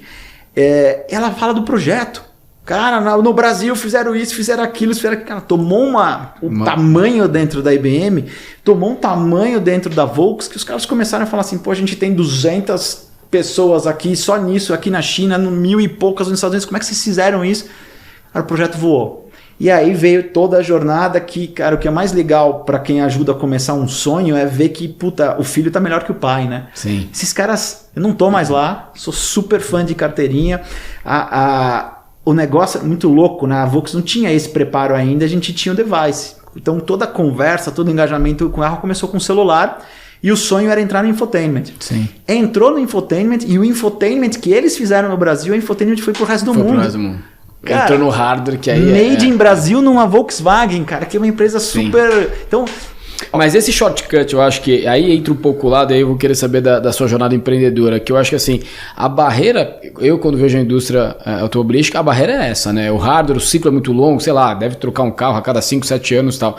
E você hackear num bom sentido isso, de entender, tá bom, se eu não consigo estar no entertainment, se eu não consigo estar no hardware, como que eu consigo triangular isso com o smartphone? E eu acho que essa sacada vale para vários outros negócios, onde você fazer a transformação no core, na plataforma original é desafiadora, mas você pode encontrar um caminho alternativo que pode ser um MVP, pode não entregar 100%, talvez a experiência, eu não sei, tá? Mas talvez a experiência que você tem no smartphone, ela não é a mesma que você consegue ter a hora que está no hardware, mas pelo menos testa a tese para você avançar depois, né? Exatamente. Então é um pouco esse espírito, né? Vamos hackear o sistema. Cara, e lá foi isso, né? A gente tinha que levar para a nuvem. É uma Volkswagen que tinha passado por um Dieselgate há alguns anos atrás, então uma empresa conservadora. Então foi ali, talvez, nessa minha última passagem pela IBM, foi o meu case preferido, assim, sabe? Bom, as suas experiências glamurosas, corpes, milionárias, bilionárias, falando aqui do Pátria. Agora vamos mão na graxa. Você tem 2 experiências, é isso? De montar do zero, mão na graxa, suor e sangue. Quais são essas 2 experiências? Cara, e 2 em momentos muito diferentes, né? Momentos interessantes. Quando eu estava saindo da Samsung para ir para a IBM, eu pedi 3 meses ali para começar, porque... Logo após a picadinha do marketing. Logo após a picadinha do marketing, porque na IBM eu fui responsável na América Latina por uma parceria que a IBM tem com a Apple. Que foi um casamento super bacana. A IBM é um monstro corporativo e a Apple é um monstro de devices que não entrava no corporativo porque tinha aquela coisa de é caro, né? E aí... E na época que não era seguro, né? Porque eu lembro que a BlackBerry na época criava toda uma fumaça de que tinha muito isso também. O celular da Apple não era seguro para o mundo corporativo, né? E umas saídas da Apple que inteligentíssimas, né? Assim, poxa, eu quero olhar o total cost, né? Eu quero olhar a jornada como um todo e eu quero criar aplicativos business to employee. Cara, e aí a gente junto nessa parceria criou mais de 150 aplicativos. algumas, olhando 10 indústrias, cara, alguns deles fantásticos. Você pega a indústria aeronáutica, cara, todo o aplicativo de venda dentro, manutenção, cara, tudo isso foi digitalizado. Então, você conectava toda a cadeia de valor e acho que 10, 15 empresas dessas de aeronáutica começaram a usar a aplicação e foi um negócio muito focado, que você usa a Apple para design e usa a IBM para ajudar com a integração com o core, né? Porque esse é o grande problema, né? O problema não é da casca para fora, ela pode ser lindo, maior coisa, o problema é entrar nas entranhas e conectar com o que tem lá dentro, né? Então juntou esses dois mundos e como eu fui para esse lado, eu não me sentia confortável, né? Puta, adoro os coreanos lá, cara, os caras olharem para mim e falar, pô, você acabou de sair, que você é head de marketing, head de regionais, você sabe toda a estratégia. Eu falei, então, deixa eu pular fora um pouco. E aí, cara, eu sou um cara, como te falei, observador, né? Tinha um pain point. Eu sou apaixonado por animais e cachorros, eu sou apaixonado. Eu tinha um Golden na época e tinha um pain point. Eu ia lavar o cachorro no veterinário, ele chegava lá, eu não deixava sozinho, morria de medo dele brigar com não sei quem, ficava olhando onde colocava ou não, porque eu falo, esse cara vai pegar pulga, vai se machucar. Então, não me deixava tranquilo, então me perdia 3 horas no sábado. Aí eu voltava, botava o cachorro no caminhonete, saculejava, ele vomitava, quase tinha que dar banho de novo. Cara, eu falei, cara, isso tá errado, cara. É um sofrimento maluco. Aí eu comecei a olhar e vi que tinha umas vanzinhas que paravam nos condomínios e dava banho, tosava, achei um negócio super bacana. Eu falei, cara, esse tem um mercado, né? Tem um mercado enorme. Aí eu comecei a estudar esse mercado, aí eu chamei o cara que comecei a dar banho e tentar entender as métricas do cara. Quanto dinheiro você ganha, quanto você investe. Imagino você no pet shop, as pessoas lá querendo saber qual shampoo que põe, você já perguntando unit economics, o CAC, não sei o quê. Eu tava tentando entender como é que o cara virava, né? E era um business bom pra caramba. Imagino. Aí eu comecei a olhar e eu falei, cheguei pro cara e falei, quero investir contigo. Vamos botar vanzinha. Aí, cara, foi no auge do O2O. Aí eu comecei... Ele já era vanzinho ou ele ainda era físico? Ele já era vanzinho. Já era vanzinho. Aí começa esse fenômeno O2O. Aí eu, de novo, né? Vamos pescar, vamos abrir cabeça. Eu comecei a entrar nesses eventos, comecei a conversar com outra pessoa. E eu falei, cara, eu vou ser plataforma. Eu não vou começar a colocar van nem fudendo, Virou Uber das vanzinhas. Eu vou começar a uberizar. E aí foi muito bacana, porque assim, eu nunca tinha feito um aplicativo. Eu peguei, inclusive, para desenvolver uma galera que trabalhou com o Itaú, trabalhou com a Samsung, então nem montei time, não sabia nem que era ágil, não sabia, isso foi em 2005. Então, falei, vamos papai e mamãe modelo de projeto, né? Contratei os caras, comecei, e aí foi um grande aprendizado, porque você está acostumado a sentar numa Big Corp, eu sou a Samsung para negociar, eu sou a Claro, eu sou não sei o quê. Cara, você convencer... Eu sou o pet shop da esquina. Eu sou o pet club e tô querendo convencer um cara que tem um carrinho a colocar a minha plataforma. E aí, cara, por mais que você fala do 99, do Uber, fala, cara, vai acontecer, então é melhor você vir para cá. Você fala, é difícil, cara, esse modelo de convencer, né? O cara que era ex-lavador, ganha 2, 3 pau líquido por mês, não quer ganhar mais dinheiro. Não é todo mundo que quer virar ambição, um empresário, né? Então a gente começou a olhar, pivota, vai, vem, aí vai para um modelo meio de operar próprio e cria, porque nível de serviço era um pain point, você é corresponsável, né? Então você chega um cara com uma van super top, aí chega um cara com um pau velho e não sei o que, aí é a tua cara. Então, foi um aprendizado muito legal, muito bacana, que nasceu nessa paixão por pets, né? E aí começa marketplace veterinário, cara, tem tanta coisa. E o mercado cresce absurdamente, tem muito mais cachorro que criança, gasta absurdamente, porque você não sabe quando o cachorro tem febre, o que dá, o que não dá, o que manda fazer, você faz, e é um mercado ainda mal atendido, então é um mercado que eu adoro, e esse foi o mundo, né? Aí, no meio do caminho, lançando o Pet Club, eu entro na IBM, meu maior time é o time de mobile, tinha mais de 1.000 pessoas lá dentro desenvolvendo mobile para Santander, para vários players, eu olhava assim e falava, cara, eu vou aprender agora, depois que eu fiz.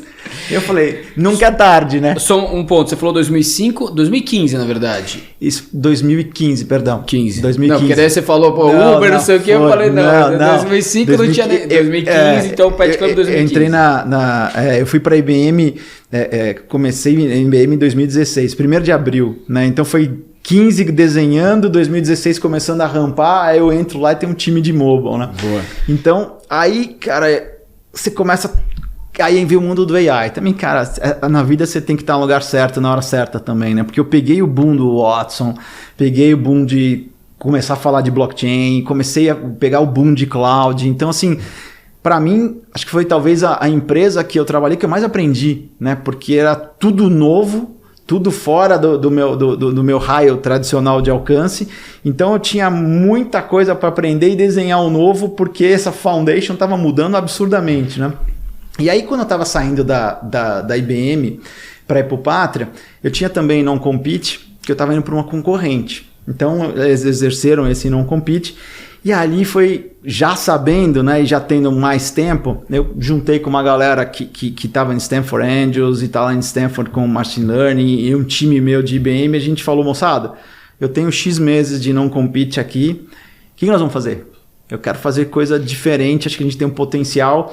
E aí a premissa era o seguinte, a gente tem que fazer alguma coisa que velho conseguisse ter uma diferença competitiva. Porque, pô, competir com a meninada que sai da faculdade e vara à noite comendo pizza, todo mundo tinha conta para pagar, a família para sustentar. Então a gente olhou o negócio e falou que a gente tem que jogar mais como Romário e menos como Júnior Baiano, né, cara? Correr menos e bola certa. E aí a gente entrou muito nesse conceito Gosto da analogia, já usei. A gente tem que ser mais Romário, né? Vai na bola certa. E aí a diferenciação ia muito em AI, ia muito em relacionamento. E aí eu na IBM tinha aberto, comecei a abrir na área de consultoria, a área de saúde.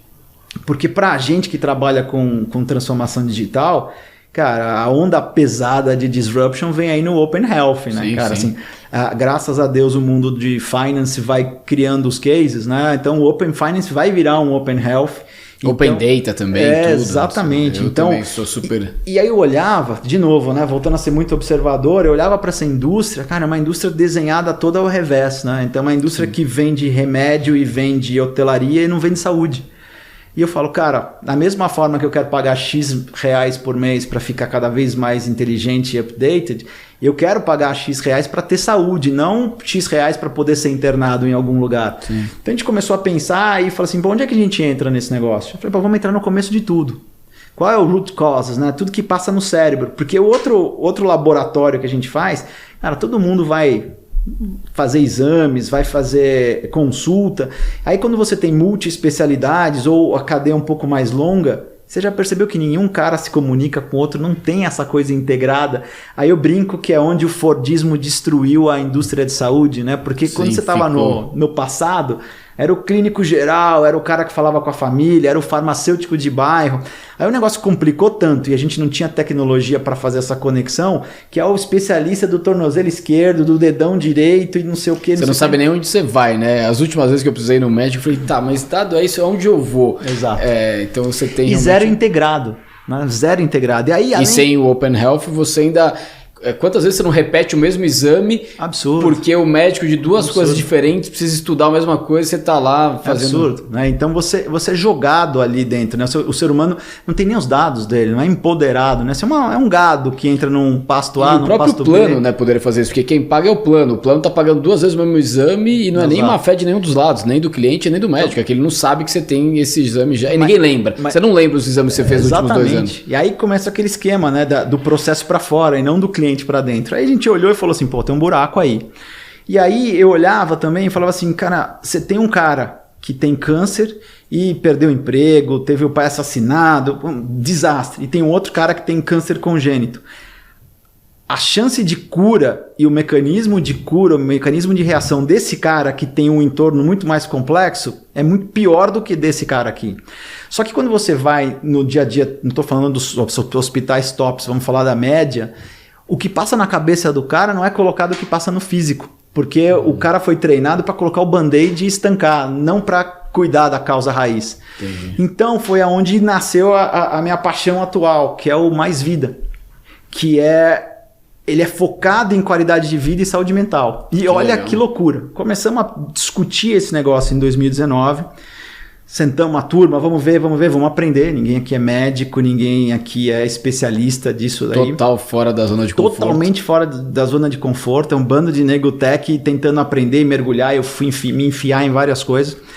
Aí quando a gente está pronto com um conceito para começar a conversar com empresas, fazer pitch, conversar com colegas aí do mercado que já facilitava em função de relacionamento. E foi em fevereiro, veio capa da Exame. Fevereiro de 2020. Brasil, burnout, a gente é principal de ansiedade, número 2 de burnout, blá, blá, blá, isso virou checklist de RH. Aí eu olhei e falei, caracas, olha o tamanho do problema. Março veio a pandemia. Cara, mudou toda a nossa regra, né? Por que eu ia fazer? B2B. Eu ia pegar o meu time, tinha 1.000 e poucas pessoas, gente boa demais, eu ia trazer esses caras para dentro e começar a desenvolver. Aí você vai no lado humano, né? Fala assim, cara, pandemia. Eu vou entrar com os caras num negócio incerto. O que esses caras precisam? Plano de saúde. Então, mudamos totalmente a forma de fazer. Fomos trabalhar com terceiro, a gente foi desenhar. Porque eu falei, cara, esse negócio vai ser um negócio que eu tenho que me orgulhar. A ideia nossa era assim, o propósito é de trazer qualidade de vida e o nosso legado para o mundo vai ser isso. Fora para o mundo corporativo. A gente quer ressignificar a cadeia de cuidado, a qualidade de vida, a saúde mental. E lá fora... Tem Ginger, Lyra, Modern Health, todos esses caras viraram unicórnio. A Ginger, a Amazon comprou, né? Não, a Amazon comprou agora uma outra empresa de primary care. Quem que é? Teve alguma movimentação recente. A Ginger, cara, eles entrar em conteúdo, eles se juntaram com uma plataforma grande de conteúdo também de saúde mental. É bem provável você ter até notícia mais fresca do que eu. News aqui. O Morse News aqui. O Morse é entrevista, mas é news também. Agora eu vou até anotar. É tanta notícia. Eu vou pescar isso também. Eu também vou pescar aqui no Morse News para ver, mas teve um movimento da Ginger recente. A gente tem um betting up que a gente aposta o almoço lá. Legal. Eu chutaria que foi a Amazon. Que bom. Bom saber. Cara, a Amazon tá perigosa, porque faz todo sentido ela comprar uma Ginger. As Big Techs estão olhando para Health. Faz todo pelo sentido. Open Health. Ela já comprou todo o negócio de entrega e unitarização. 2-3 meses atrás comprou esse negócio de primary care. E esse negócio cola como uma luva no primary care, porque ele trata com a pessoa. E mais legal, você através dessa plataforma, que a gente tentou trazer esse conceito para cá e tropicalizar, e da boca deles, foi muito legal quando a gente desenvolveu o produto, o cara falou, cara, os produtos que vocês têm aqui para lançar é top 5 nos Estados Unidos. A gente falou com um monte de produteiro, né, cara? O que a gente sabe fazer é produto. A gente não sabe fazer terapia, mas a gente sabe fazer produto. Mas a terapia, se você monta o produto enquanto um ecossistema marketplace, a terapia você traz o mercado. Exato. Né? E aí, conversando com eles, né? Qual que é a primeira visão do cara que é empreendedor? Né? Lá vai eu para os Estados Unidos e fala, bicho, eu quero franquear esse negócio. Você não tem aqui na América Latina, daqui que eu monto, eu tenho gente, desenvolvo, vamos fazer. Aí tem aquela conversa do empreendedor, né? Porra, levantei um monte de grana, o meu AI só fala inglês, cara, é todo mundo diferente. Falei, não, já entendi, cara, vamos ser parceiro e vamos desenvolver esse negócio conjunto. E aí começamos a nossa jornada. Jornada empreendedora raiz do zero, especificando o MVP. Cara, de desenhar, e acho que é muito legal que assim, ali eu trago um pouco dos aprendizados, né? A logomarca da empresa eu desenhei. Que legal. Que é a empresa, né? Assim, a gente chama mais vida, é um coração com infinito. E esse coração, ele simboliza o amor infinito pela vida. E o coração com infinito parece uma mulher, que é a mãe, que dá origem de tudo, né? E o mais vida, ele é escrito em letra cursiva. Por quê? A gente não é o caga-regra que vai falar ponto B. A gente vai te dar o foundation, vai te capacitar para você construir a sua vida com as próprias mãos. Então tem um simbolismo, né? Então a ideia é a empresa trazer mais vida, mais qualidade de vida para as pessoas, e essa entrega, essa ressignificação do plano de atendimento de saúde mental e qualidade de vida, a gente faz com o humanoide humano.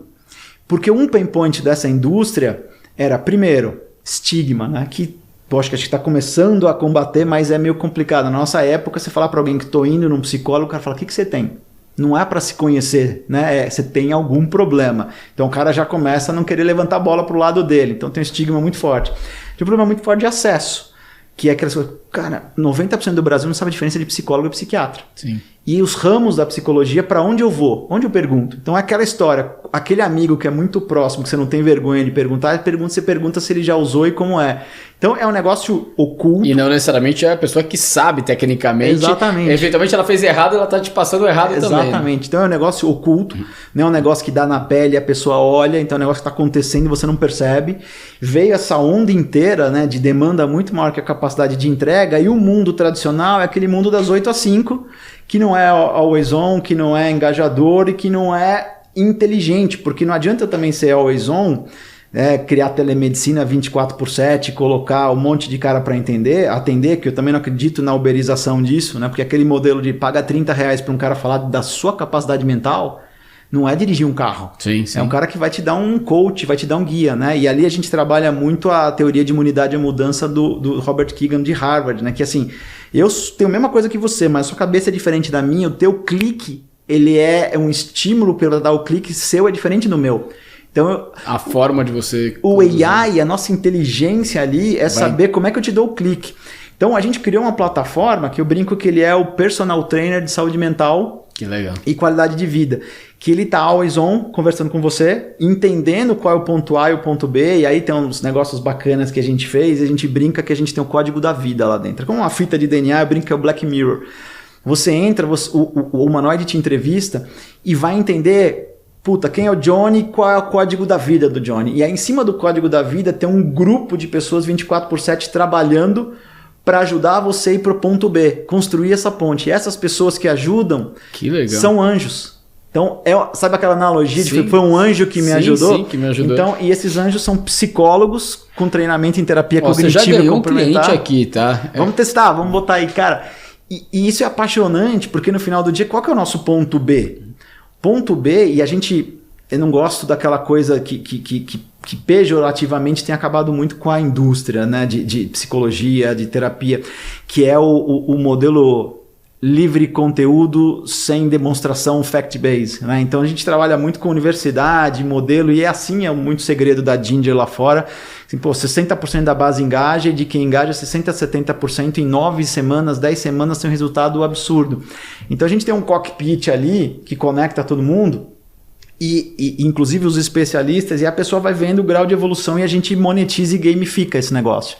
Então aí entra o negócio de plataforma, né? Tô depressivo, cara, vamos falar com o Edu Lira, vamos falar com amigos do bem, eu ajudando uma pessoa eu fico melhor. Sim. Eu tô ansioso, vamos falar com a Smart Fit, porque eu fazendo o exercício eu relaxo.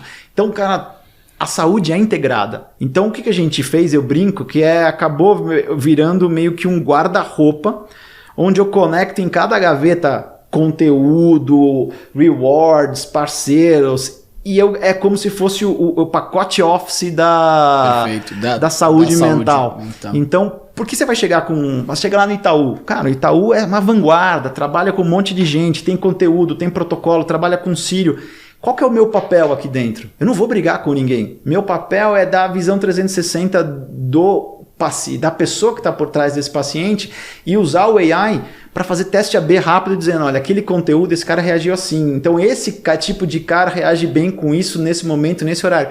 Que é o que o mundo médico não sabe fazer. Sim. É rodar um analytics por trás e dar inteligência para o cara atuar. Sim, é o que você falou. Como não tem o clínico geral, às vezes ele está olhando uma coisa pontual e não tem um contexto. E isso é infinito, né, cara? Esse mundo você já ganhou um cliente.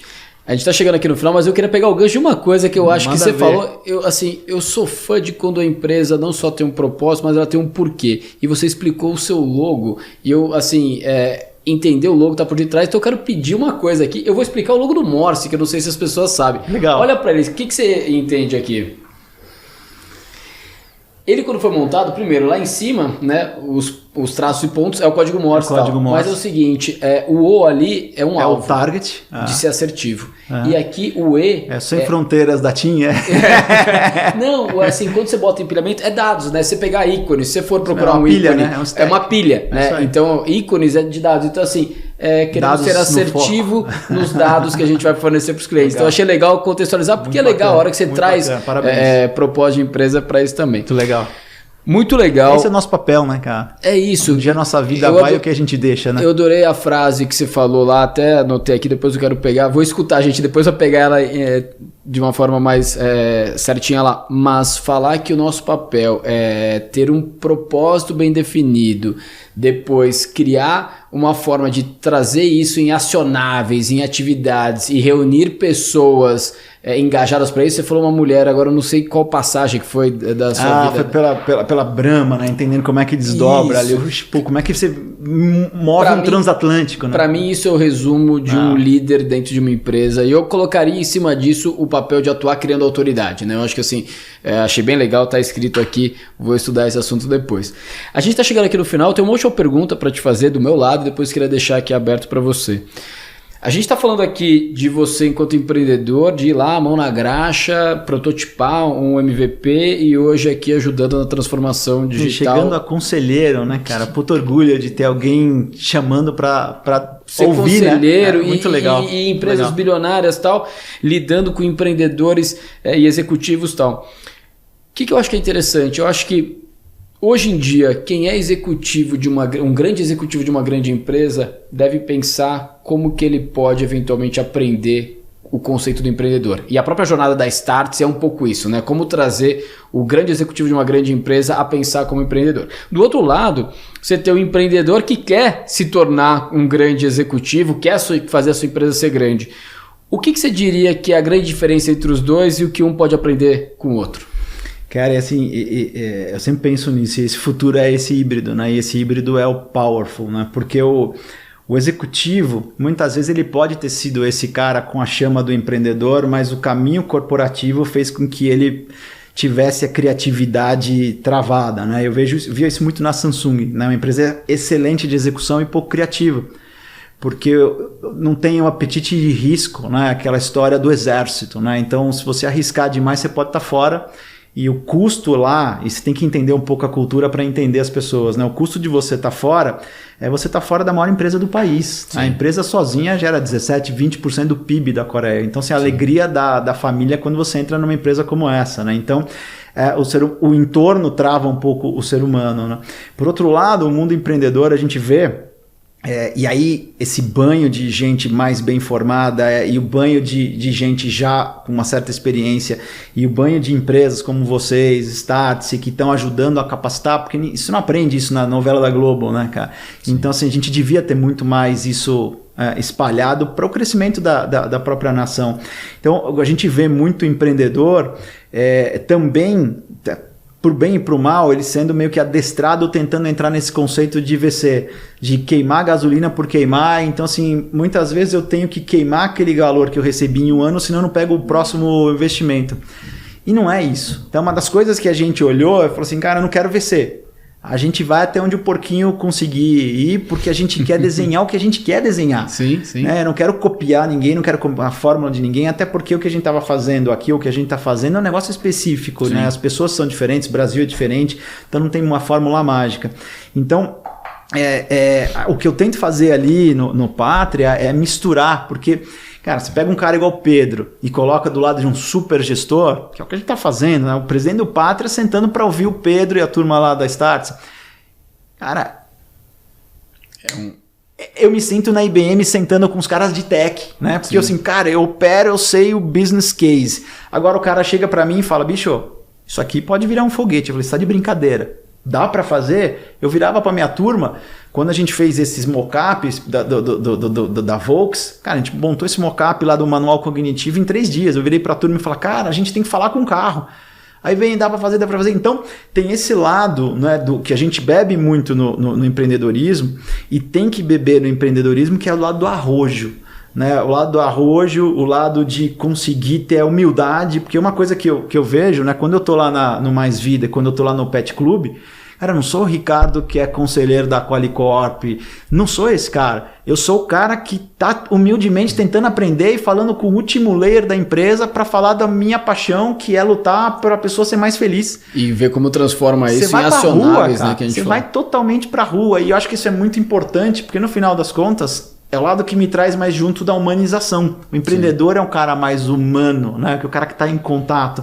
E o corporativo, às vezes ele está muito fora. Então, eu acho que o futuro vai ser muito forte nesse híbrido. E eu acho que vocês, Startse, têm um papel fundamental, né? Porque a empresa fica covarde, né? Se não tem esse spark, a empresa não evolui. Nessa história do múltiplo, cara, essa ideia da fazenda conectada não foi minha. Assim, podia ter sido de milhões de pessoas. Eu cheguei e olhei, por quê?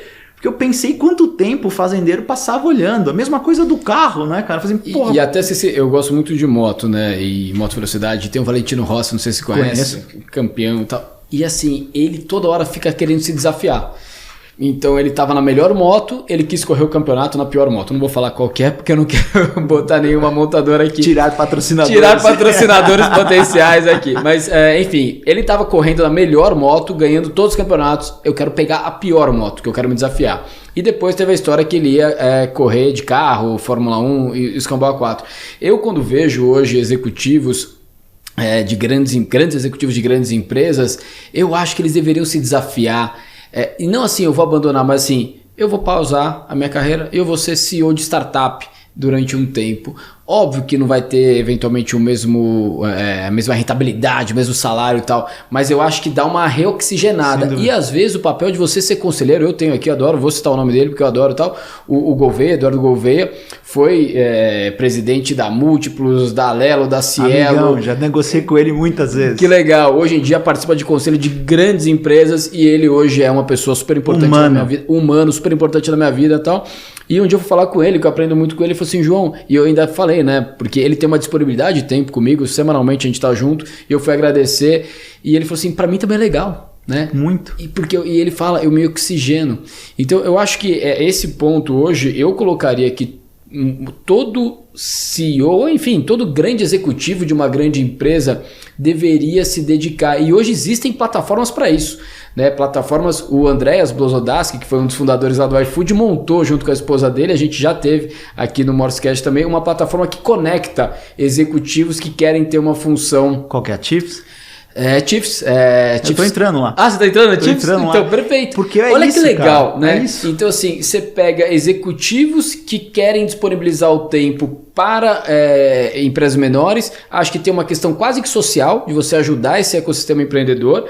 Tem ali uma monetização, porque tem um ganho, seja ele pela hora homem ou pelo equity e tal, e no final do dia você está se oxigenando, porque você está vivenciando problemas que são diferentes do seu. Então, eu acho muito legal esses dois mundos não estarem tão distantes. Né? E tem uma coisa bacana, Johnny, que eu entendo assim, toda vez que você vai fazer saltos quânticos, em você como pessoa, não estou falando de carreira, você tem que estar num estágio de equilíbrio. Né? E o equilíbrio da pessoa não é equilíbrio financeiro, né? Tem muita coisa a mais, né? Tem o lado da satisfação, o lado de realização. Então, esse negócio do mais vida, no final do dia, ele é aquela chama que me faz acordar e falando, eu tô devendo alguma coisa para alguém, porque eu sei que esse problema tá cada vez maior e eu tenho capacidade de ajudar a resolver, eu não vou resolver. E que depende de você, né? O que você vai fazer hoje, o resultado tá ali amanhã. Exatamente. E acho que dá uma realização. É ali que eu falo com os hospitais, ali que eu falo com concorrentes, aí todo mundo fala, pô, mas você faria white label? Eu falo assim, cara, eu não tenho um ego. Meu negócio não é ser o Bill Gates. Meu negócio é dormir sabendo que eu tô ajudando alguém de qualquer forma. E que você exponencializou essa sua capacidade. Exatamente, super, né? Então, legal, super legal. E isso me faz melhor, né? Porque quando você vê, isso te retrofita, né, cara? Sim, você fala assim, sim. porra, o que te zera no dia a dia? Né? É um esporte, é a família, é a realização, é a doação. Então, esse lado do executivo, ele fica penso, né? Ele fica tão focado dentro da corporação que ele fica penso por não ter esse entorno todo, né? Então é super, super importante. Eu acho que todo mundo devia fazer isso mesmo, se doar e olhar para o bem. E você vê muitos executivos de sucesso fazendo muita coisa legal. Sim, né? sim, muita eu acho coisa. super. Precisa da gente, né, cara? Sim, o que você vai deixar? Eu acho que aí, só para fechar, que eu acho que é importante aqui a mensagem também para as empresas. Algumas empresas olham com maus olhos quando o seu executivo está se dedicando eventualmente a um negócio. Outro dia a gente estava conversando com um ali que ia fazer um trabalho ali com a gente, ele falou assim, eu preciso perguntar lá no compliance para ver se a empresa permite e tal, e depois voltou e falou que a empresa não permitia, que ele, enquanto um grande executivo de uma grande empresa, tivesse ali uma jornada, não era nem para ser board, ele era para fazer tipo um trabalho consultivo para a gente, porque eu achei que ele tinha uma experiência importante ali, e eu falei assim, nossa, olha o que a empresa está perdendo, né? A possibilidade de um executivo querer se oxigenar, a empresa eventualmente estaria pagando um curso, pagando a Startse para mandar ele para Silicon Valley e tal, e ele quer fazer por livre e espontânea vontade. Então acho que vale aqui também uma mudança de mindset do mundo corporativo, de permitir que os seus executivos dediquem parte do seu tempo e da sua capacidade intelectual para fazer uma coisa diferente, que eu acho que vai deixar ele mais orgulhoso de si e vai transformar ele numa pessoa melhor ali no dia a dia, né? Cara, e você tem um orgulho de pertencer, sim, né? Acho que é uma coisa super bacana que é volta à pátria, a postura, até agradecimento a eles. Quando eu entrei, eu já tinha essas duas startups. E eu falei, e aí? Né? Porque tem empresa que... E aí que eles falaram o seguinte, vamos botar 100 milhões de dólares em cima e vamos fazer IPO. Cara, tem empresa que olhava para mim e falava, não, a gente tá nesse setor, você vai ter que vender a tua empresa. Sim. Juro, eu recebi uma vez uma proposta e falou, você vai ter que sair do negócio de pet porque a gente tem um co-investimento não sei aonde, não sei aonde. Eu falei, cara, não se abandona filho. Sim, sim, sim. Cara, filho é filho. Não é negócio, é propósito. Não se abandona filho, é propósito. E aí o Pátria olhava e falava assim, não, cara, a gente valoriza isso. Que legal. Porque no final do dia o que a gente faz com a empresa e ser esse transformador, esse companion das empresas para fazer elas se alavancarem, mudarem de patamar, quanto mais você aprender... Né? Não é coisa de professor nem coisa de consultor que não operou. Cara. Você tem que operar para chegar pro cara e para falar assim, cara, eu sei onde rala, sim, onde dói. Sim, né? E aí um outro ponto bacana, eu tô num conselho que não é do Pátria. Eu tenho lá 5 empresas do Pátria no conselho, da Qualicorp que o Pátria tem uma participação, e tô na Multilog, que é uma empresa de distribuição, logística, de armazenagem em portos secos, que é da família do Grupo Porto Belo, lá de Santa Catarina, e quando chegou o convite, né, a empresa está crescendo, ela está querendo virar esse mundo de plataforma, tem uma trajetória linda, eu perguntei para o Pátria, falei o que era importante para mim, né, e eles falaram, cara, é importante para a gente também, você vai abrir a cabeça. Então, assim, puta, essa visão... Que precisa, né, ter. É exatamente, perfeito, né? Ótimo. E, de novo, se o cara ficar um negócio bacana eu vou lembrar dele para investir. Exatamente. Você tem que criar seu network, sim, né? Sim. Então, faz todo sentido. E vira ali um pipe de chegada. Muito legal o papo. Cara, eu que mesmo agradeço. Eu acho que assim, a gente... ficar aqui dias. Isso que eu ia falar, assim, era para ser um bate-papo, virou quase que um M&A aqui. Um M&A não, desculpa, um MBA aqui contigo. Então, obrigado. Eu acho que percorremos vários e vários assuntos. Espero que a nossa audiência tenha gostado tanto quanto eu. É o tipo de podcast que eu falo que eu vou escutar depois. Porque a gente tá aqui... Eu também, para ver se eu não menti muito. Dá para editar depois. Não, mas brincadeira. É sério, eu tenho esse hábito. Quando eu comecei a gravar, eu não gostava de me escutar. Achava estranho me escutar. E hoje em dia eu escuto os que eu gosto, então vou escutar. E quando vem eu acho assim, quando vem de propósito, vem de coração, as pessoas que vão nos ouvir, nos assistir, de novo, e quem quiser se juntar a essa corrente do bem e quiser ajudar pessoas a ter mais vida, à tua disposição. Legal. Tem lugar para todo mundo no mundo que quer fazer o barco girar para a mesma direção, né? Então, acho que o mundo precisa da gente, precisa de gente bem intencionado, assim, acho que é só a gente que com essa corrente aqui que consegue virar e ajudar as pessoas que está precisando, né? Tá ruim, né? Perfeito. Obrigado. Eu que agradeço. E obrigado a vocês que nos acompanham aqui no MorseCast.